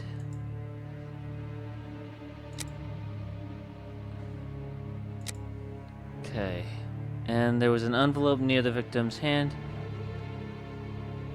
The envelope had to have been brought by her. And she had to have been holding it in her hand.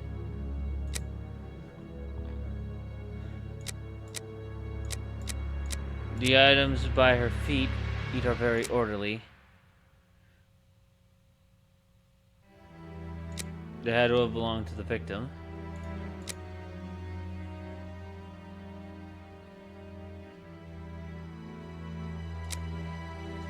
So the murderer had to have searched her, and that therefore he is very unfeeling and organized. Very cunning indeed. The body is cold, old at the extremities, and rigor mortis has barely started. The crime was committed over 2 hours ago.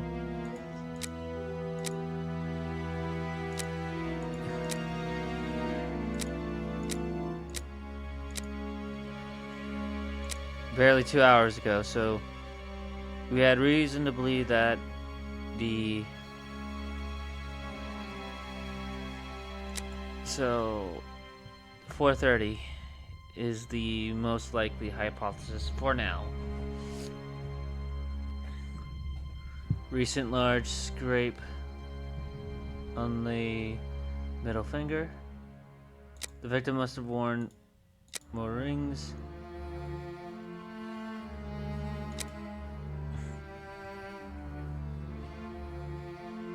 The murderer had to have stolen the rings.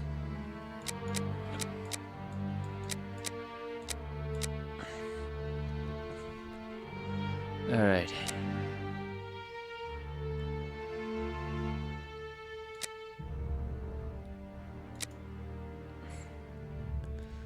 Alright. There's an incision from the right to the left, going about around the neck, with the incision on the neck from the right side, stopping in the middle of her throat. The wound around the neck is jerky and not in one piece.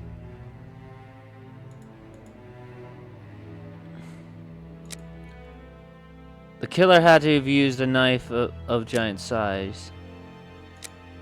He wanted to decapitate her. And the uterus was removed and taken. With the organs are missing, the uterus was removed by the hands of an expert. Which means the killer has to have a knowledge of anatomy. I hear a noise coming from the street, Watson. The authorities are arriving. It's time for us to go. Holmes has been locked away in his room for days, always saying the same things. I'm thinking, Watson. Very good, Watson. As you wish, Watson. But I am thinking too, so much so that I can't sleep. And it's Chapman. Good Lord. Holmes examined the broken jar that belonged to Finley's tenant. I wonder what this substance is. I don't recognize the odour. Formalin, Watson. This jar contained formalin. Interesting, don't you think? I've been waiting for something for days. Just the tiniest bit of news that would make sense of this whole matter. But there's nothing, neither from the press nor the police. Unless Inspector Aberline is holding on to some information without realizing its importance, which is quite possible. It is time for you to return to the police station in Whitechapel, Watson. And didn't you tell me that you had a matter to take care of it? Take advantage of it to learn more about this pill and its contents. But Holmes, it's late, and spending another night in this district is hardly my idea of entertainment. I know, Doctor, but we don't have any choice. Time is against us. Take your pistol in case you run into any troublesome characters. Fine, as you wish, Holmes. Alrighty. So we're actually going to call it here tonight. I want to thank everyone who basically watched this live on Twitch by any chance for stopping by. If you are watching this on the YouTube chat, please sure to leave a like, comment down below what else you would like to see in the future. Share the video out there. Subscribe to the YouTube channel, turn on notifications, that way you don't miss anything. And we also do these live on Twitch, so don't be afraid to come join us live. Talk to us on either Twitch and eventually Kick. Again, YouTube will come back eventually. But thank you all for stopping by, and I will be seeing you all later. But love you guys, and good night.